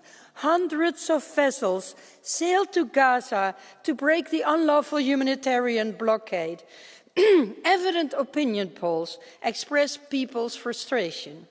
So all over Europe, we see an unprecedented disconnect between the people and politicians, because they simply reject that their leaders and the EU remain silent and even facilitate the genocide in Gaza and the ethnic cleansing in the West Bank. This is in no way compliant with international law, in no way leading to peace, in no way what European citizens want. Our citizens don't allow you any longer to cowardly hide behind Trump or even ongoing negotiations. We need to go all out to stop the genocide, to enforce international law and include the Palestinians in any decision about their own land. Thank you very much. The next speaker is Mr. Danilo Della Valle for 1 minute, please. Grazie. Thank you. We want to help Palestine. Palestine is shaking our consciousness. I met someone, an activist in Rome, during a demonstration, millions of people in the squares, and I'd like to thank all of them and the 400 activists that went on the flotilla. Some of them were our colleagues, and they are demonstrating to support the Palestinian people. Meanwhile, you continue to be complicit in the terrorist state of Israel by standing in silence with trade agreements, with military trade, with Netanyahu, and supporting Trump's plan for Gaza. It seems that it was written by a noble in the 19th century. Not a minimum amount of input from the Palestinian people about their land or their future. And they are continuing to be second-class citizens. And so we stand with those who have gone to the streets to try to save the honor of the Western world. And what we realized is just what we were able to do. Someday we will look back and ask ourselves where we were during this genocide, and you will realize you were complicit. Free Palestine. Speaker is Lucas Folas for 1 minute, please.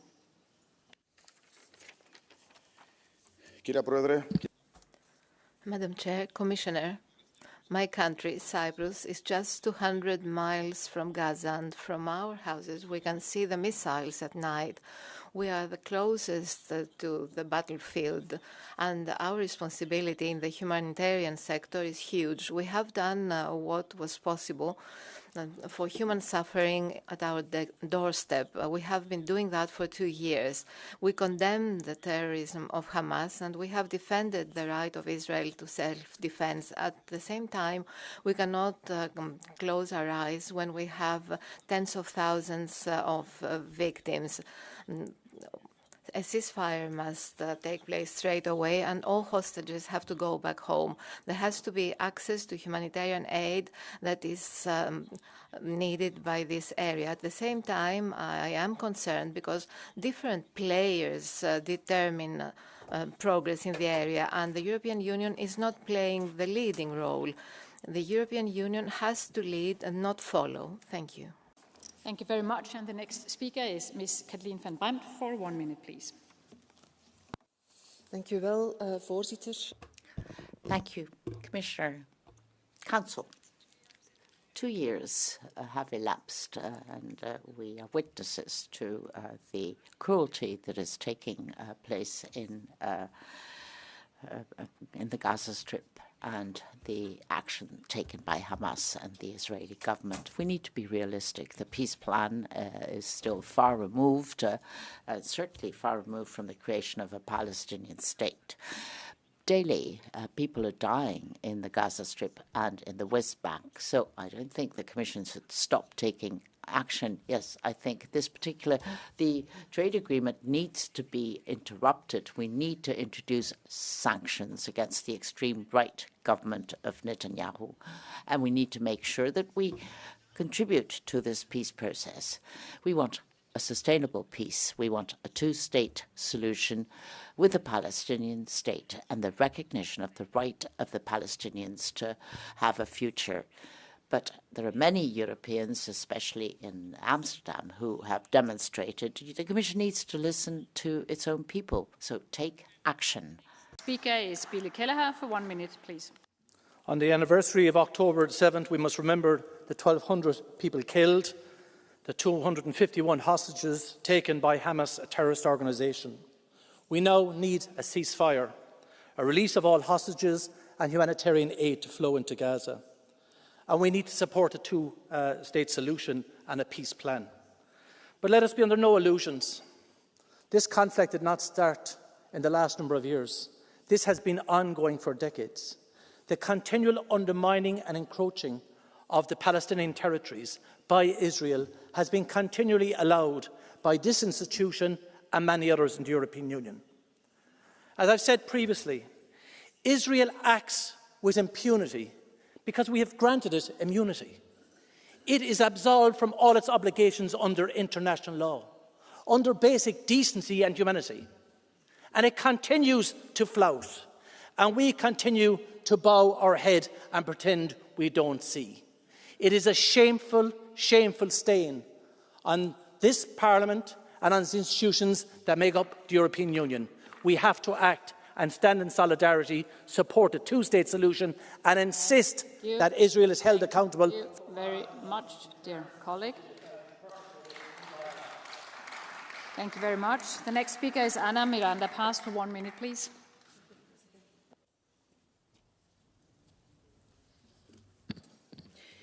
Escucha la Unión Europea el The cries from the streets that are emanating from the towns of Santiago Compostela to Amsterdam, and do they reach Brussels? No? Do we hear and support the people who are risking their lives to stop genocide on the flotilla? We're seeing genocide in Gaza being unchecked, and we need to have a stop to the passive reaction of President von der Leyen. It's complicity with genocide that's being committed by Netanyahu. We're seeing across Europe, in the cities of Europe, that people are ashamed of the European Union's position. And thousands of people being killed, children being killed, hospitals and schools being attacked. Is there any humanity left? Political policies, an arms embargo, sanctions against Israel, the State of Israel, not saying yes to Trump's plan. We cannot close our eyes to what is happening. Interruption from the President. Very much, colleagues. Thank you. The next speaker is Lee Anderson for 1 minute, please. 2 vuotta kansanmurhaa. 2 years of genocide in Gaza, and now this peace is being discussed on the basis of a plan that repeats our historical mistakes by completely disregarding the Palestinians and their right to self-determination. Peace and a two-state solution cannot be achieved without the Palestinians' right to self-determination. It cannot come about without an end to illegal occupation. There are over 700,000 illegal settlers living in the occupied territories, but the EU has done nothing to put a stop to this, just as nothing has been done to stop the genocide, nor has anything been done when 500 activists were stopped and illegally detained in international waters. Almost 20,000 Finns signed a petition last week in support of them, but the Finnish government stayed silent. This is a historical shame for the EU. The next speaker is Michael Sterber for 1 minute, please. Pani Przewodnicząca, Pani Komisarz. Madam President, Commissioner, today is the second anniversary of the 7th of October, the crime perpetrated by Hamas. And we must state as follows: we must end war, the dramatic consequences of war, and establish lasting peace in the Middle East. Hostages must come home. The families also have a right to bid farewell to those who lost their lives, and that is the responsibility of the international community, including the European Union. I have much hope when it comes to the peace plan from the U.S. It is a realistic plan that could mean sustainable peace, with an end to hostilities, the release of hostages, access to humanitarian aid in Gaza, where the situation is dramatic. It is a plan that would mean that we can rebuild the economy and establish a two-state solution. I should like to call on you to support this. 1 minute, please. Thank you. Senhora Presidente, Senhora President, Minister, Commissioner, the 7th of October, on this day, I address the victims of the terrible attacks from 2 years ago and the victims and hostages suffering in human conditions. Now, the fear and the anxiety amongst those who fear for their loved ones. We need also to talk about the reaction from Israel. After 2 years of these dark times for Gaza, we're seeing some light at the end of the tunnel. At last, there's a glimmer of hope for peace, and it's time to make that concrete. And the European Union must continue to play a leading role on the global stage and must be one of the key players. There seems to be no alternative to this plan, but it's right for us to say that this plan can bear the hallmarks of neocolonialism. And that's why we cannot support this plan wholeheartedly, and we must remain vigilant. Thank you. For 1 minute, please. Dank u, mevrouw de voorzitter. Thank you, Madam Commissar. Zwarte dag van 7 oktober 2023. Een dag die zonnig en vrolijk begon, maar die eindigde met de dood van zeker 1200 onschuldige Israëliërs. En sinds die dag is het al 2 jaar oorlog, met vele tienduizenden, voornamelijk onschuldige Palestijnen tot gevolg. En hoewel ik het recht op zelfverdediging van Israël onderschrijf, is de reactie van Netanyahu volstrekt buitenproportioneel en onrechtmatig. En nu ligt er een plan voor vrede. Sorry, there is no translation apparently. We will check it out and then you have a chance to start all over. You don't understand my beautiful Dutch. What a pity. No, unfortunately not. Does it work? Try again and then we will check it. Shall I start again? Yes, please. Okay, thank you. Dank u, mevrouw de voorzitter. Thank you, Madam. Thank you. Well, today we see a very dark day, the 7th of October 2023. A day that was sunny and started with good weather, but 1,200 Israelis, innocent Israelis, were killed. And it's been 2 years of war with tens of thousands of innocent Palestinians dying. The right to self-defense is something I subscribe to by Israel, but Netanyahu's reaction is disproportionate and beyond the rule of law. There is a peace plan that is being prepared, but for the first time in 2 years, we can see a ray of hope that there is an end can be put to the bombing, that the hostages are finally released.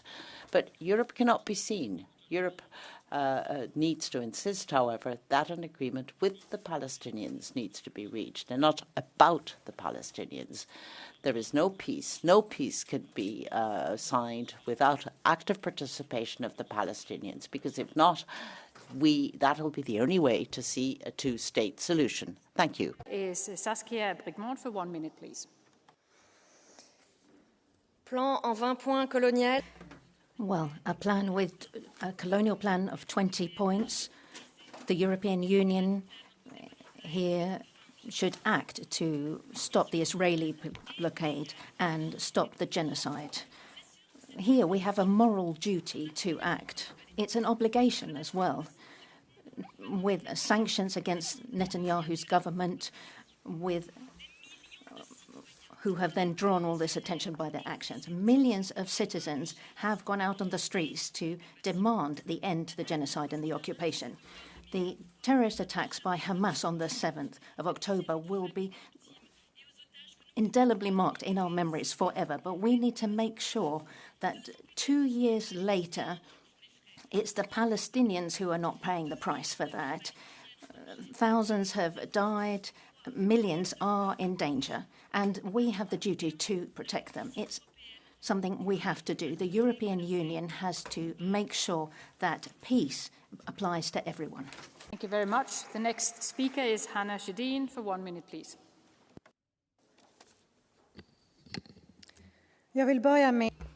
May I start with a few words of thanks. Thank you to everyone who is on the flotilla.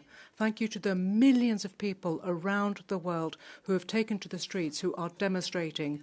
Thank you, because you've taken on the responsibility that the world leaders have failed to take on. You have been mocked for what you do in this chamber, but also from some governments, including the Swedish government. We're talking about genocide against Palestinians. And I think what's happening right now is going to go down in history. It is a betrayal, and it is unforgivable. We're actually witnessing genocide in real time. You can see it, I can see it, everybody in this chamber can see what's going on. Now we need to put the pressure on even more on Israel. Even more people need to take to the streets. We need to have political sanctions against Israel. And those who are committing war crimes must be tried before the courts. Our purpose, our aim is to have a free Palestine that can grow out of this disaster. Thank you. The next speaker is Davor Ivo Stier. For 1 minute, please. Povjerenice, prvo želim... Commissioner, let me first express my solidarity with the families of the victims and the hostages still held by Hamas. Today, 7th of October, we have to remember that Hamas, with a terrorist attack on Israeli citizens, started a new tragic chapter of war in the Middle East. Hamas cannot be rewarded for this. Hamas has to leave Gaza so that Palestinians can be free and Israel is safe. Hostages have to be released and negotiations from Egypt implemented. But solutions will not be reached by speeches, declaratory speeches here. We have to support the White House plan because this is the best chance for peace, for release of hostages, for ending the suffering, ensure safety of Israel, and ensure the right of Palestinians to be at home. Matthias Nemec, for 1 minute, please. Spoštovani visoki zbor, posledice, ki jih je prinesla. Colleagues, the atrocities committed on the October 7th 2 years ago will go down in human history as one of the darkest and most cruel periods perpetrated and allowed by our generation. Hamas' attack deserves all our condemnation, but Israel's disproportionate response to it, which continues to this day with relentless destruction of life in Gaza, is completely perverse and a grave crime against humanity. Peace negotiations are underway again these days, and they deserve our full support to bring back the hostages. My message is clear. The Union has a moral duty to recognise and act. The Holocaust is no excuse for decades of apartheid against the Palestinian people, and October the 7th is no excuse for the genocide in Gaza. Thank you.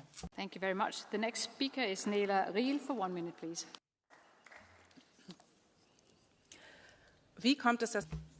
How can it be?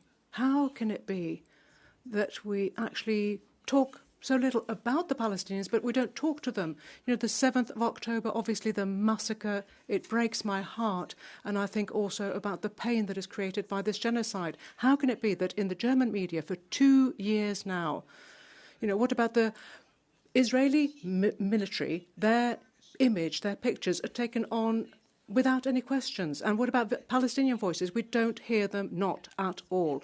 Now we have a peace plan from Mr. Trump. You know, it's not a question of Palestinians being sovereign over their own land, their own territory. No, we're talking about some kind of advisory body. I think it's difficult to not think of colonialism in this context. So I really wonder, why is it that free self-determination isn't the very bedrock of this decision going forward?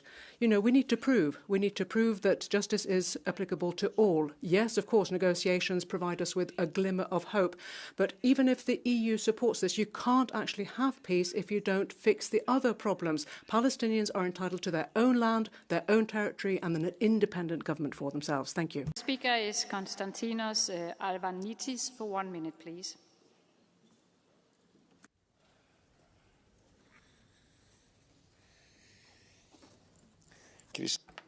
Dear colleagues, today is a difficult day, a difficult anniversary.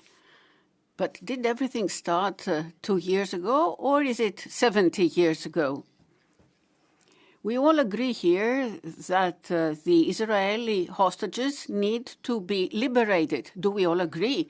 Because that is something we demand, just like we demand the release of all the freedom citizens who have been arrested and the release of the members of the Palestinian who are being held by Israel. Of course, you can sometimes, if you do not recognize Palestine, the occupation of Palestine or in the future of Ukraine. This is just a deal for you.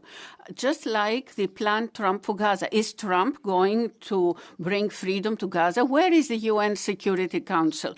Where is the EU with its own peace proposal?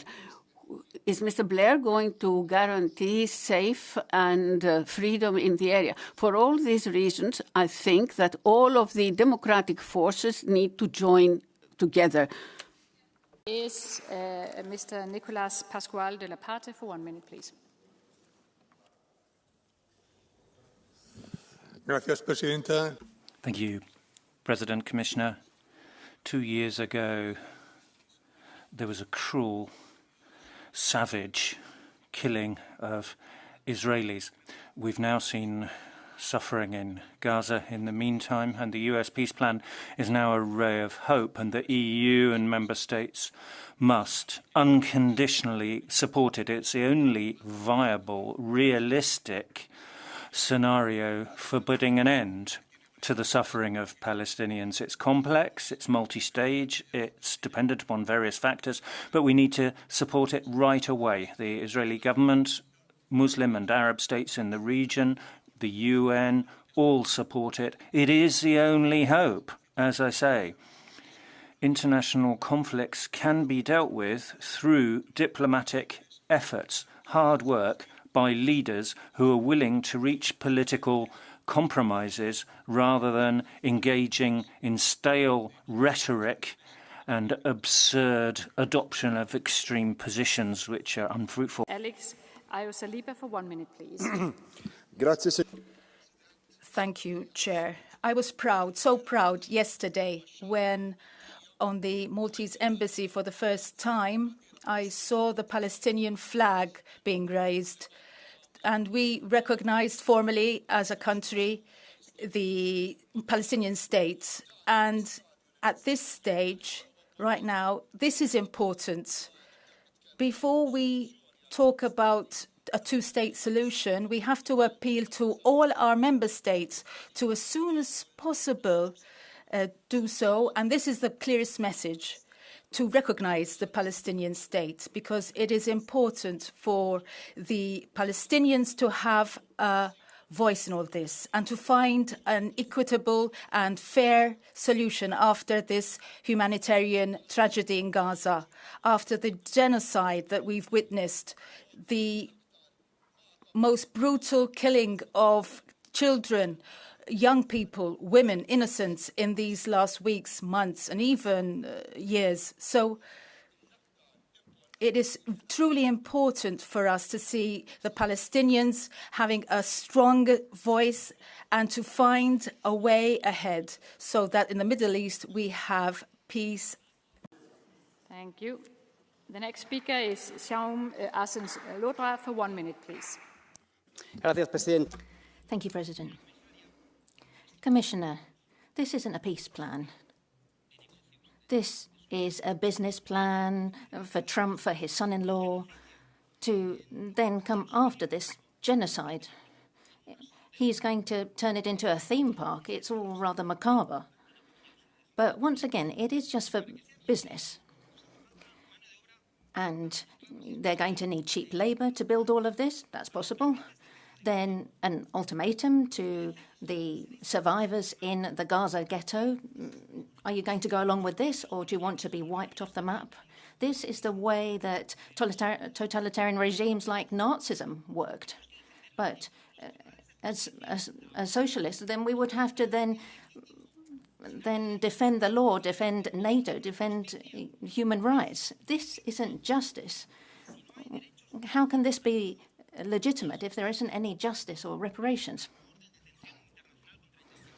And first of all, we need to start by carrying out the international arrest warrant on Netanyahu. We need to be doing what we've already put forward. We've already then provided half of the bombs, but we also have to repair that damage. It's a shame. For 1 minute, please.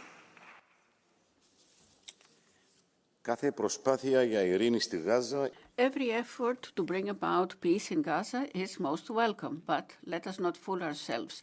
The Trump plan is designed on the basis of Israel's wishes, and it cannot remain so. The genocide that we are watching live cannot be forgotten, and also the implication of the US and the EU. If peace comes, it will be late by 2 years. Why is the massacre continuing? Why do the flotilla citizens are arrested? What are the guarantees offered by the Israel army? Is Trump going to continue the process? Is Blair going to support with his lies? You must remember what Ms. von der Leyen has promised. And most importantly, is the state of Palestine going to be recognized? Because the Israeli extremists, the hawkish members of the Netanyahu government say no. What do you say? Celiana Sovko for 1 minute, please. Thank you, Madam President, Madam Commissioner. Exactly 2 years ago, hundreds of innocent Israelis were brutally and tragically killed, raped, and taken as hostages. This horrific massacre was not a random act. It was a meticulously planned terrorist strategy aimed at erasing any possibility of coexistence between communities in the region. Hundreds of hostages were taken in acts reminiscent of medieval barbarism, shamefully broadcasted online with the intent to spread hatred and destroy any hope for peace in the Middle East. Those who call for the disappearance of Israel and those who reject the two-state solution are the only ones who benefit from such heinous crimes. Fortunately, President Trump has presented a peace plan which constitutes a crucial step towards building lasting peace and stability in the Middle East. This is our last real opportunity to end this conflict and to secure the safe release of the hostages. The European Union must take an active role in supporting the success of this plan and in laying the foundation for viable two-state solutions. I wish you good luck, Madam Commissioner. Thank you very much. The next speaker is Chloe Riedel for 1 minute, please. Chers collègues, Colleagues, 2 years ago, 7th of October, Hamas attack, chilling, really chilling. And now I'm thinking about all the dead, the hostages, Israeli hostages, their families, and I'm also thinking of all those Israelis who are struggling for peace. For 2 years now, the European Union has been powerless. It's not put enough pressure on a genocidal Israeli government. It's just standing by. It's looking on. Donald Trump has come up with a peace plan. Let's put that in inverted commas, shall we, because we're far from peace at this juncture. The plan would allow for the Israeli hostages to be released. Could it also allow for famine to end in the Gaza Strip and no occupation of Gaza? In which case, yes, by all means, let's support it. But, you know, this ceasefire, will it actually lead to any kind of relief for people in Gaza, Israelis? Not necessarily. What we want is justice for Palestinians, and for that to happen, European Union has to make a choice. It should be bold rather than complicit.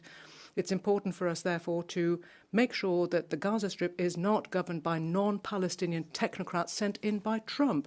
Also, when it comes to the association agreement between the EU and Israel, we need to suspend it. We need to have an embargo on weapons shipments. Thank you.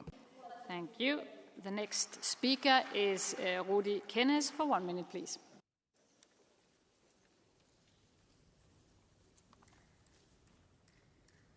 Dank u, voorzitter. Commissaris, wat is de rol? Thank you, President.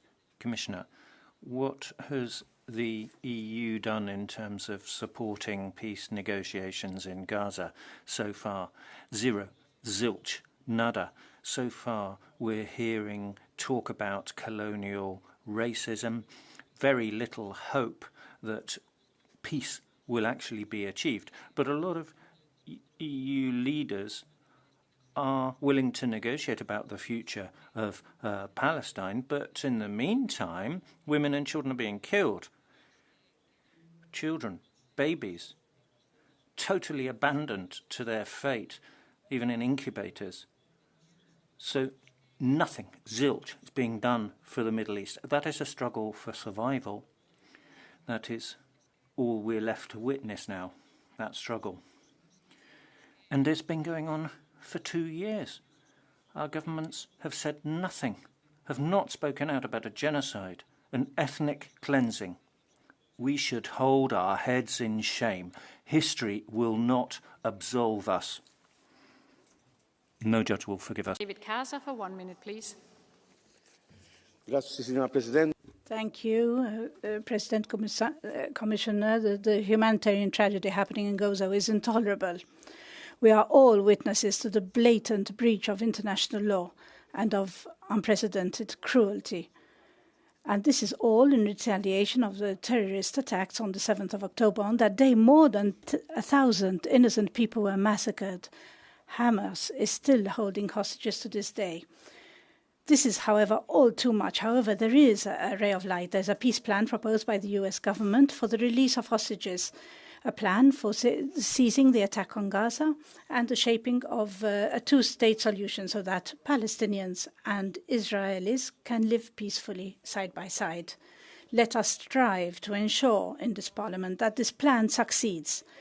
But let us also ensure that there are consequences for whoever broke international law, so that this will never, but never occur again. Thank you. Thies Reuten is the next speaker for 1 minute, please. President, Commission, Council, colleagues, the Middle East and the innocent people of Israel and Palestine cannot endure yet another broken promise of peace, sabotaged by extremists from either side once again. And frankly, it saddens me deeply that the Trump plan is the closest to a peace proposal we've seen in years because of our own passivity. And close is not enough. Yes, Hamas must go. Hostages must be freed. But true peace requires ending Hamas's grip. And all those who say that as well in this room must realize that that means strengthening the Palestinian Authority and taking Palestinian self-determination seriously, not about Palestinians without Palestinians. A real two-state solution with the West Bank, not a distant dream, but a decision now. An immediate ceasefire, humanitarian aid, fair reconstruction, and truth and accountability to heal and restore dignity. The cycle of terror, injustice, and inhumanity must end. And Europe can help, but only if we have one voice. Thank you. Thank you very much. The next speaker is Fernando Barrena Arza for 1 minute, please. Thank you very much, Madam President. President Trump's plan to put an end to this conflict comes, too late. 60, 70,000 deaths too late. We've seen so many restrictions, humiliations imposed on the Palestinian side. And it seems to us that there's impunity for Israel and punishment only for Palestine. I don't think it would be acceptable for any other kind of conflict, for any other part of the world. It would not be acceptable. And therefore, maybe we'll be more holier than the Pope, but we're not convinced by this. Finally, we want to have a solution that is also valuable to the Palestinian side. We must put an end to the genocide against the people of Palestine, and we want such an agreement to be signed as soon as possible. We're a bit perplexed by the lack of initiatives taken by Mrs. Callas, our High Representative, in this area. It seems to me that there's no real measure in place here, an inaction, a lack of action. And it means that basically the EU has stood by whilst this mass killing goes on. There are those who want to maybe stop EU from being a global actor. Perhaps that is what we're seeing. Thank you. Thank you. Thank you. I have closed the microphone so people can't hear you. The thing is that we have a lot of speakers also for Catch the Eye, and I want to take as many as possible. The more you stick to your speaking time, the easier it is for me to give more colleagues the floor. The next speaker is Wouter Beke for 1 minute, please. Dank u wel, voorzitter, collega's. Thank you very much, President, colleagues, Commissioner. 2 years ago, Hamas perpetrated an attack, a massacre of Israeli citizens, 1,200 people killed at a festival, in the streets, in their own homes. It's very clear that that is inhumane behaviour, and we must do our utmost to support any initiatives to put this to an end. The action does not justify what is occurring right now. Israel's response in Gaza has been disproportionate, even inhumane. tens of thousands of dead, families destroyed. We must clearly condemn that. I hope that the peace negotiations will come to a good conclusion. Anything that will end this madness will be welcome. We need guarantees of lasting peace, and we can only get that through a two-state solution in which Israel ceases to continue launching new settlements in the occupation of Palestine. We have to support this. Pitula for 1 minute, please. Thank you very much, President, Commissioner. I am for peace in Gaza because this is a road to take immediately. Humanity must trump all the cynicism dominating global politics today. Unfortunately, extremists in our age have grown very strong, and the leaders seem to live in the past. It is important to have a durable peace with the release of all the hostages. Hamas is a terrorist organization and may not have any role in future in Palestine. However, the Israeli government with the political extremists does not want even to hear about any self-determination or a Palestinian state. Unfortunately, the EU has not passed this very important test. Our lack of unity, again, has caused our best values to fail here. The political responsibility of all member states has not come to the test of protecting the people of Gaza. Please. Commissioner. Today marks 2 years since Hamas's violent and brutal attacks on Israeli citizens and the taking of 251 hostages. We remember the victims and their families, as well as the innocent civilians of Gaza who continue to suffer as collateral in this conflict. Yesterday's talks in Egypt under President Trump's Gaza peace plan offered a glimmer of hope. The plan centres around urgency and immediate results.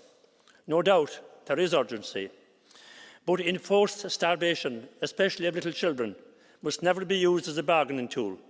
Any plan must ensure a sustainable future in Gaza.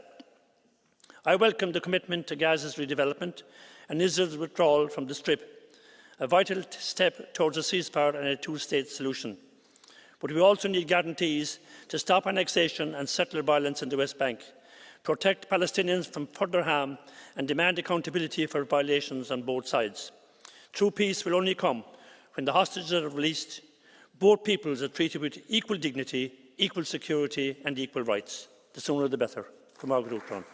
Thank you very much. And the next speaker is Ayan Uriodan for 1 minute, please.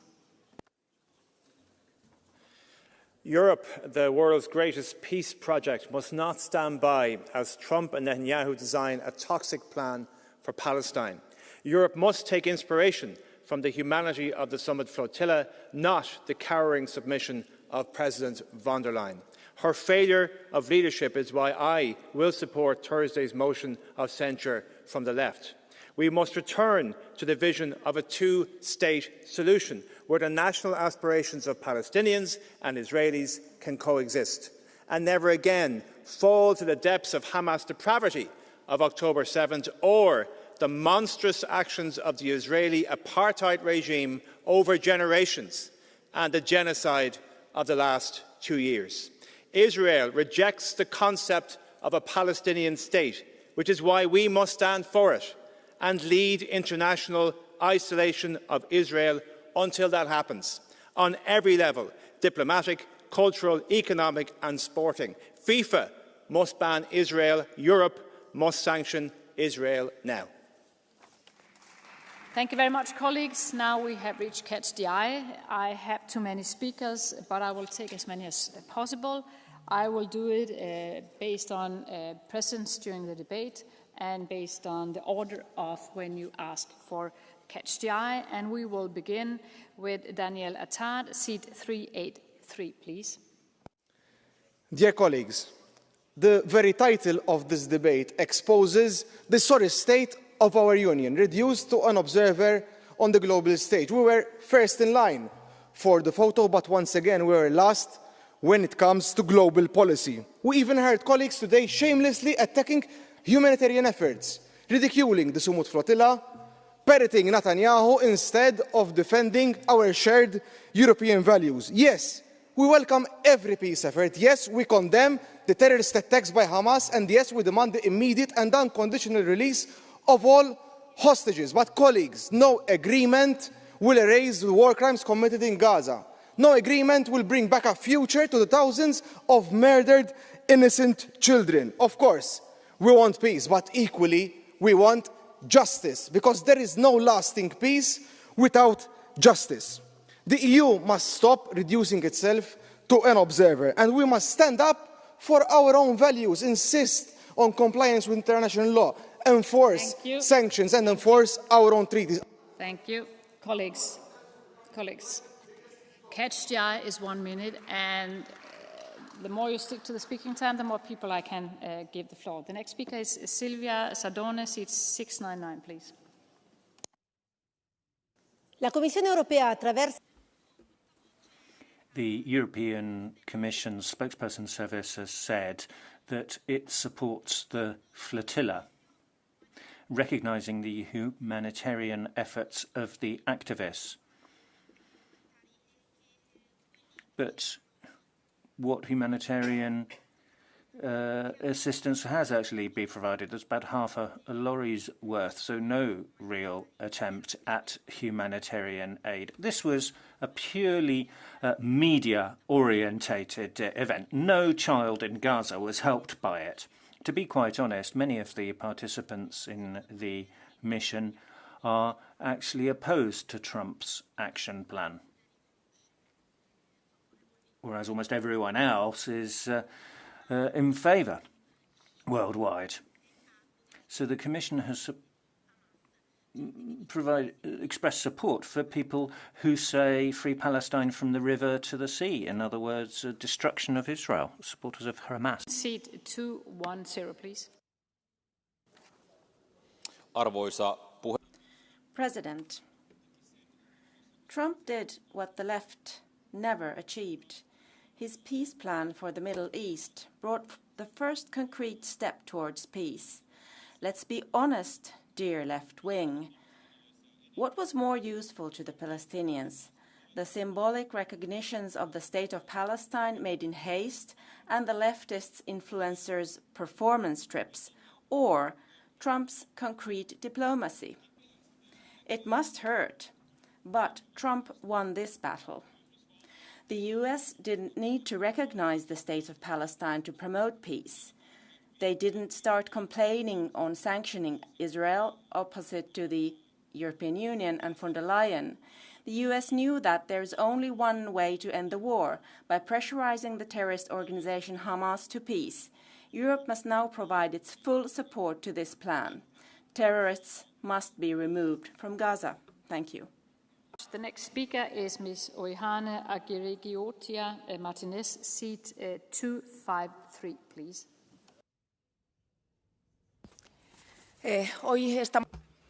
Today, we're here and we've talked about the atrocious attack by Hamas 2 years ago, but then also, of course, the completely disproportionate retort by Netanyahu.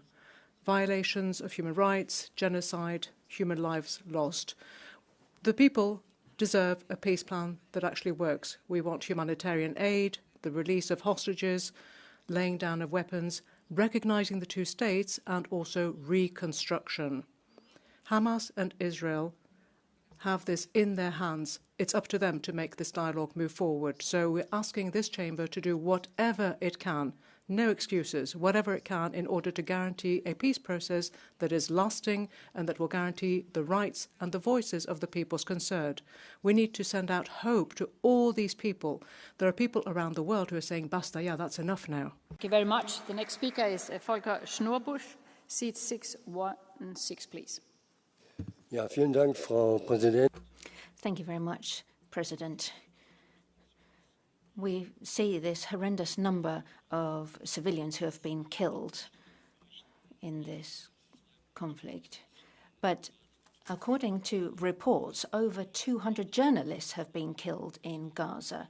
Since Israel invaded 2 years ago, the number of reporters from Al Jazeera who were killed, that was in August. Here we have the reproach of targeted killings, which the Israeli military has denied, as it has in similar situations in the past.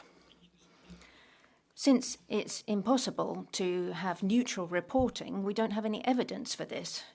But it's very important that representatives are able to travel to Gaza to be able to report on conditions there. And I'm calling on the Commission and the Council to have neutral reporting from Gaza. Thank you. Speaker is Diana Ivanovici-Sosuaka, seat 858, please.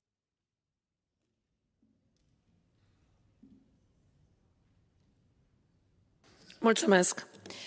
De 2 ani de zile stăm și discutăm. Thank you. Looking at what has been happening, it's been 2 years.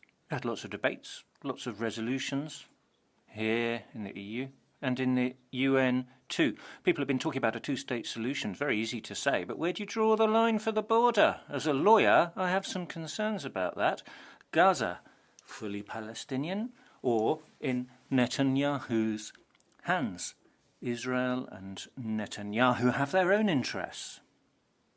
So it's not as easy as all that to decide where the border should go. There are many Israelis who've been protesting. 2 million Israelis have been out on the streets calling for an end to these crimes against humanity. Ultra-Orthodox Jews are saying these territories are not ours. They are not Israeli territories. They are Palestinian territories. 1948, handover by UN of certain territories is a topic that we're still not allowed to talk about in Romania. 79, please.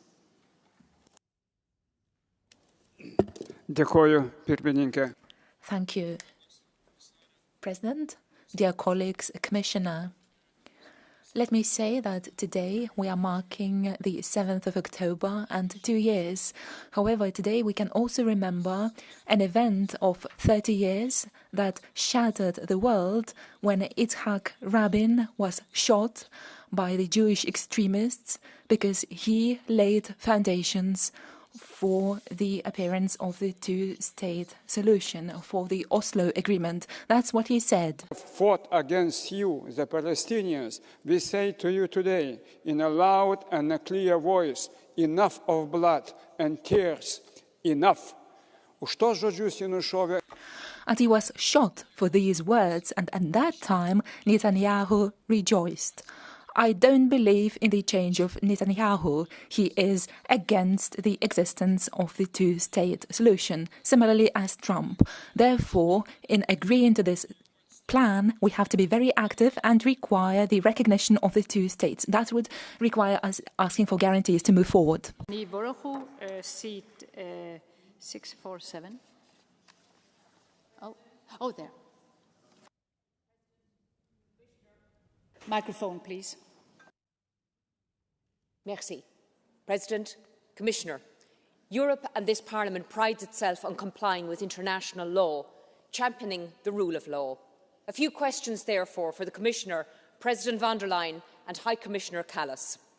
Is the continuation of the EU-Israel trade agreement compatible with EU law? No. Is Israel interfering with EU aid and aid infrastructure? Yes. What are the EU Commission doing about protecting taxpayers' funds? Nothing. Is the arms trading with Israel by certain countries in the EU compatible with EU law? No. So why are we waiting? You need to play your part, Commission. Suspend the EU-Israel trade agreement forthwith. Halt the sale of arms to Israel by certain EU states. Stop prioritising dialogue over action in the face of abject genocide. Do your job. Do it right. Do it right now. Garmagi. Thank you very much. And the last speaker will be Maria Zakaria, seat 846, please. Κομισιόν και Συμβούλιο. The Commission and the Council, the EU indirectly finances the occupation by buying arms and software. Greece is the first one, while the Commission has refused access to documents that prove your complicity on the basis of the EU legal service. Today, you talk about 2 years anniversary, but you forget the fact that Israel is systematically attacking Palestine since 1948, when they sent away thousands of Palestinians. Now, only 12% of the then territories belong to Palestine, and it is under blockade. The floor to wind up the debate, please. Thanks.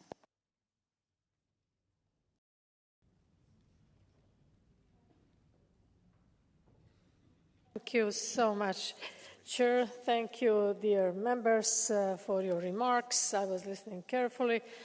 And just to conclude, the European Union remains, as you know, steadfast proponent of the peace in the Middle East, and we are committed to the two-state solution. But let me reply to some of your questions which were repeated. To Mr. Botenga on sanctions, also some others, Madam Montero.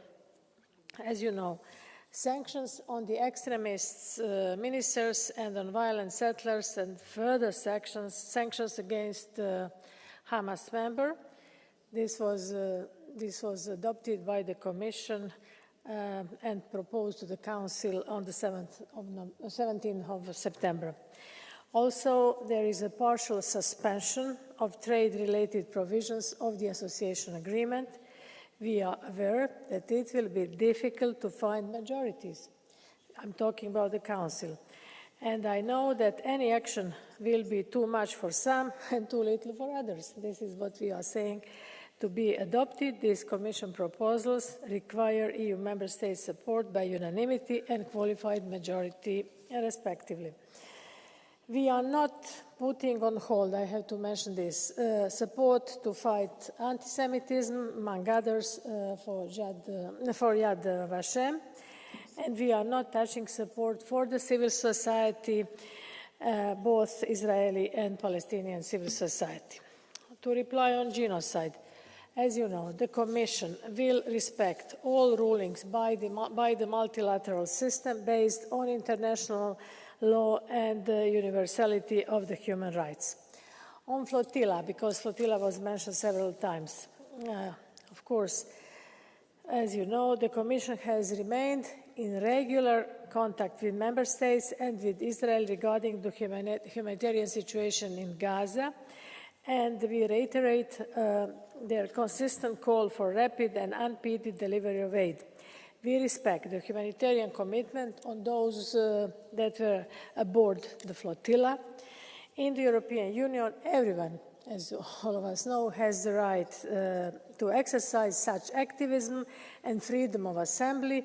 This is a core pillar of our values. The freedom of navigation under international law must be upheld, and no attacks or any use of force against flotilla, including drone strikes or seizure, are acceptable. And to end this reply, all consular authorities have been in charge and they ensured consular protection to their citizens. This is to reply to some of your questions. Just to conclude, the path for a sustainable peace should be built on inclusive dialogue, as you know, and respect for the international law. We need to learn from the lessons of the past, and we need to build on the momentum of the New York conference, which was co-led by France and Saudi Arabia. I have to mention Global Alliance for the implementation of the two-state solution. It is supported by the European Union and is best placed to sustain the political horizon and credible pathway to the Palestinian statehood, which includes both Gaza and the West Bank, with the Palestinian Authority as the only viable partner. We want to achieve demilitarization, effective transitional governance, and establishing international stabilization force. These three elements are vital for sustainable peace, and they will require careful coordination and stakeholder engagement. The European Union has a key role to play as the longest-standing supporter of the Palestinian Authority and its reform agenda. Since there were questions, someone asked now, what has the European Union done? Someone said nothing, nada, but I just wanted to reiterate, we are the biggest donor and supporters of the Palestinian Authority, because if we are speaking about dialogue, about negotiations, we need both of them to sit at the table. So we need strong Palestinian Authority to sit at the table and no Hamas. Once again, I have to mention this. So this is our position. We also reiterate the indispensable role of the United Nations, also on UNRWA, which continues to be an important partner in delivering assistance. In close coordination with the international partners and with the United Nations, World Bank, European Union will play a key role in the recovery and the reconstruction process through the Palestinian Donor Group. This donor group can now be the main forum to bring together like-minded partners, including all EU member states, regional stakeholders, and signatories of the New York Declaration. This is the moment to invite all of them to participate on board of this donor group. This effort will evolve around the recovery and reconstruction strategy, which can be led by a reformed Palestinian Authority. And this will safeguard Palestinian ownership, set parameters, and offer an umbrella and credibility to individual initiatives.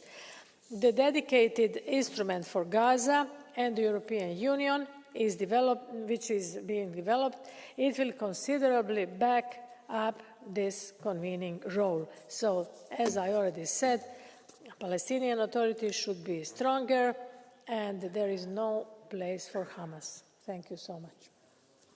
Thank you very, very much for this. And to close the debate, I give the floor to the Council and Minister Bjerre. Please, the floor is yours. President, honourable members, Commissioner, thank you for today's debate.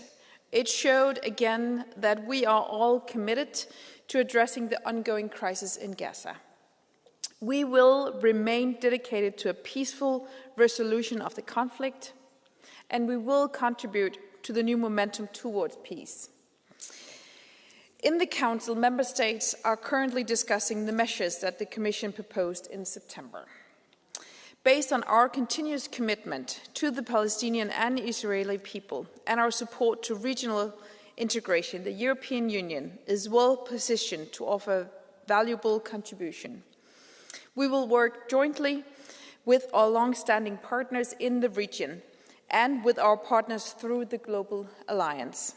The two-state solution remains our commitment. Thank you.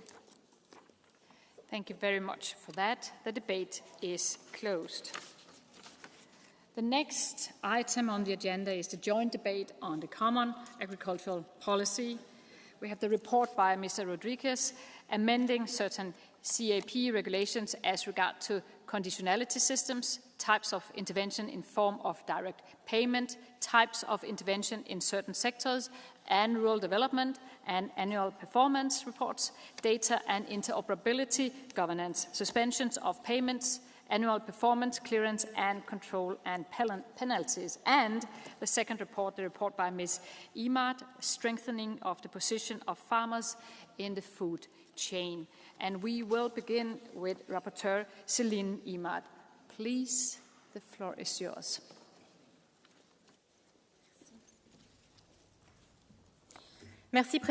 Thank you very much, Madam President. Dear colleagues, this report is the fruit of months and months of work with just one aim: to strengthen the position of our farmers in the value chain. Revenue, one of their main demands in the 2024 demonstrations. Commissioner, you defended this first legislative proposal in this mandate, and you had a lot of courage. We don't necessarily agree on everything, but I think that there is one struggle that we're on together, namely more revenue and fewer norms, standards. The purpose here is simple. We want to make sure that farmers have a contract with their first buyer. We need to put an end to the precarious business relations that exist right now. They're all too unbalanced, all too often. We need to guarantee fair remuneration for those who feed us, taking into account the production costs involved. This objective is addressed in a pragmatic way. You could have a contract by email, or you could have an undertaking on a mobile application that would suffice. And then sectorally and nationally, we would also act through the sectors themselves. They would make requests to that effect. But there was immediately an outcry. It came from cooperatives. Many cooperatives said that I was actually their declared enemy, which is completely wrong. I mean, this is important. They are important, but they can't simply circumvent all the rules that we have just because they are made up of cooperative members, farmer members. We need to have clear information for farmers in terms of prices in particular. We're not talking about demolishing a model. We're not talking about demanding paperwork for every single thing, but we are asking for greater transparency. I mean, just imagine, you come to a shop where they sell shoes, and then you go to the till, and then you're supposed to, redefine all the prices that are listed because that particular black shoe is not your fit, or because the model is not rigorously or exactly the same as the ones that are featured in the catalogue. If you started negotiating there, people would think you were crazy. And yet that is what happens all too often in practice. That's what farmers are faced with, this kind of uncertainty. So Copa-Cogeca, for some, no longer defend farmers, some would say. And I'm sorry to see that. There are other trade union confederations for farmers in France, in Italy, in Spain in particular, European countries that have also spoken about support for the compromises reached in this text. So they've got a different tone of voice, and I'm pleased to see that they are on board. Now, two more points that I wanted to emphasise in my report, if I may. The first one has to do with protection of meat denominations or meat names.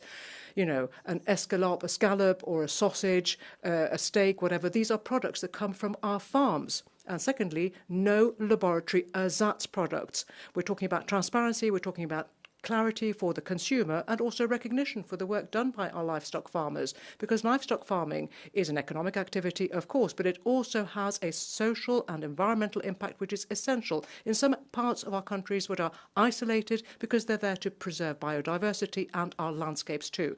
Now, we're not talking about banning vegetable or plant-based alternatives, of course not, but I think that terms should speak for themselves and should mean what they mean. Second outcry, that came from the hypermarkets, in particular in Germany, with regard to this provision, but it's not actually in sync with the reality of the text. I mean, they're claiming that they want to defend the lowest prices for consumers, but that's not an acceptable excuse to ride roughshod over a text that actually helps farmers, defends farmers, and really enhances the value of their production. Second point, made in Europe, preference for European products. Everybody's talking about it because right now we import 20% of the food that we consume. It's an alarming figure. In an unstable world, we need to have a strong Europe, and a strong Europe must therefore have food sovereignty. We must acquire it and keep it. Conclusion. Please, tomorrow, vote in favour of this essential text. It's essential for our farmers. Behind every farm, you have faces, you have lives, you have families. They are working night and day, sometimes 7 days in a week, in order to feed us. Farm income isn't just a matter of statistics or abstract figures. It's a question of justice, of dignity, and sometimes even survival. And I shall fight to the bitter end to make sure that this text is carried. I thank all the members from all the different political groups who have supported this. I'm thinking of those who produce our food. They are basically the ones who represent our identity. They are out there on the land. I'm thinking of their struggle, their day-to-day commitment, and I say this instrument is the very least that we owe them. Thank you. Thank you. The next speaker will be the second rapporteur, André Rodriguez. For 4 minutes, please. The floor is yours.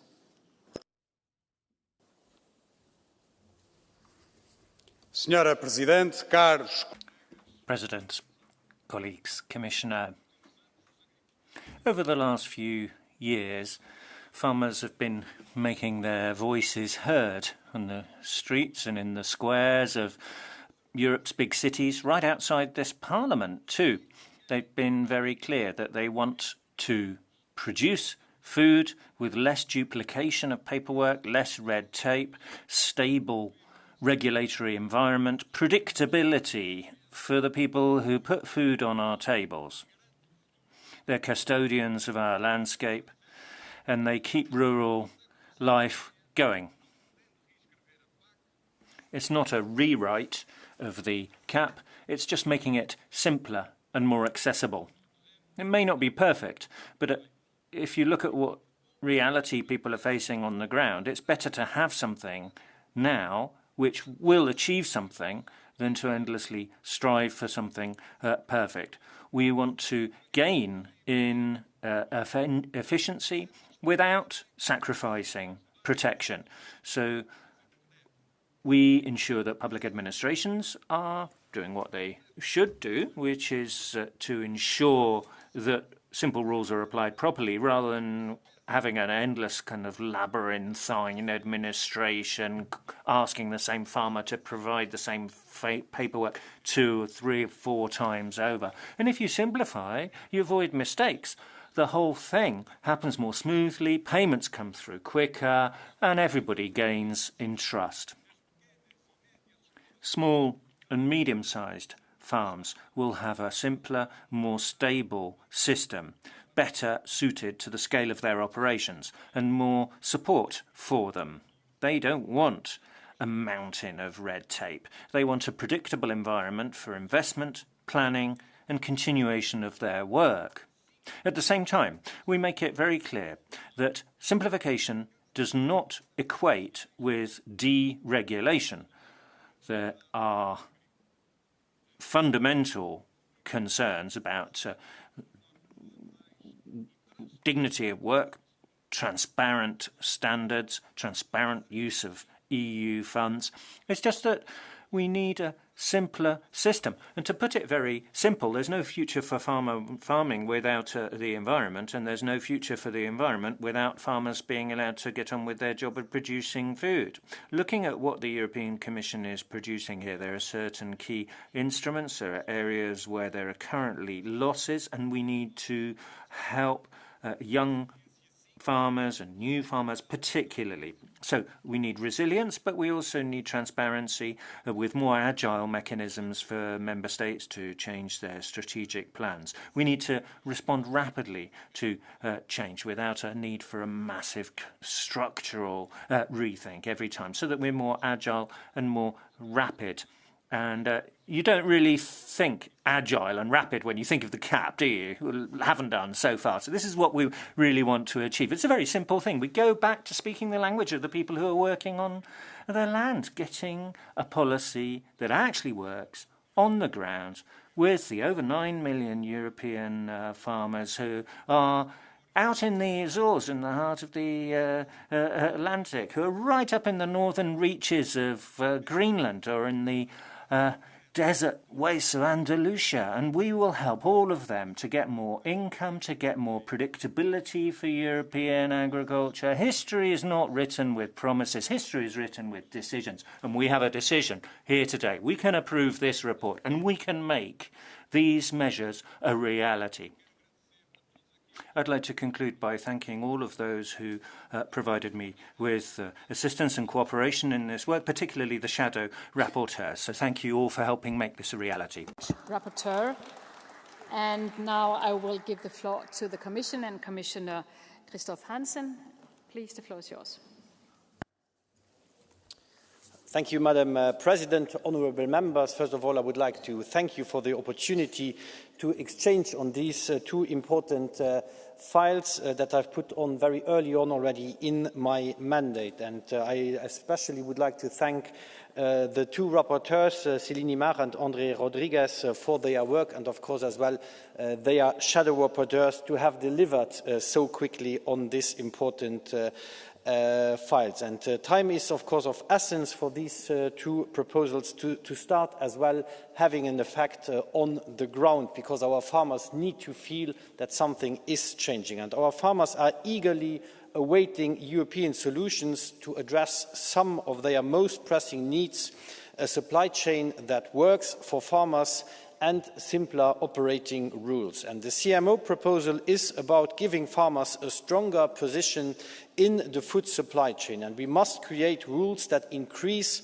their bargaining power and ensure fair opportunities, and this is precisely what the proposal does. And I am pleased to see that many of your amendments align with this goal, and some might be going beyond our initial proposal, and some anticipate also proposals the Commission made in the frame of the future CAP proposals. But I am open to explore them constructively, such as those on the origin labelling, for example. And one of the crucial elements of our proposals are the written contracts. And written agreements are not about imposing prices or adding red tape, as I hear way too often.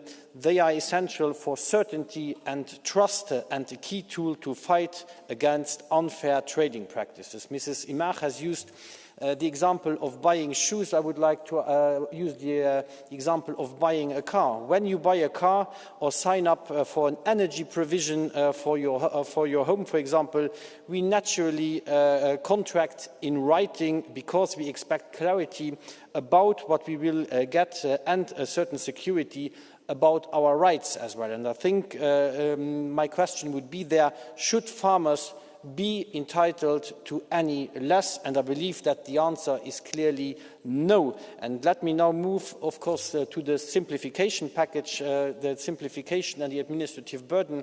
I think that is something I heard in all the member states I've travelled so far from our farming community. And simplification is also to be seen as part of our competitiveness agenda. And I have therefore put forward a package of simplification that I consider is balanced and pragmatic, but preserving the targeted nature of this proposal is, of course, crucial. And our proposal strikes the right balance between the urgent need to further simplify certain aspects of our policy, while at the same time ensuring that we avoid disruptions in the last 2 years of the implementation of the current CAP. And equally, we must maintain the ability of the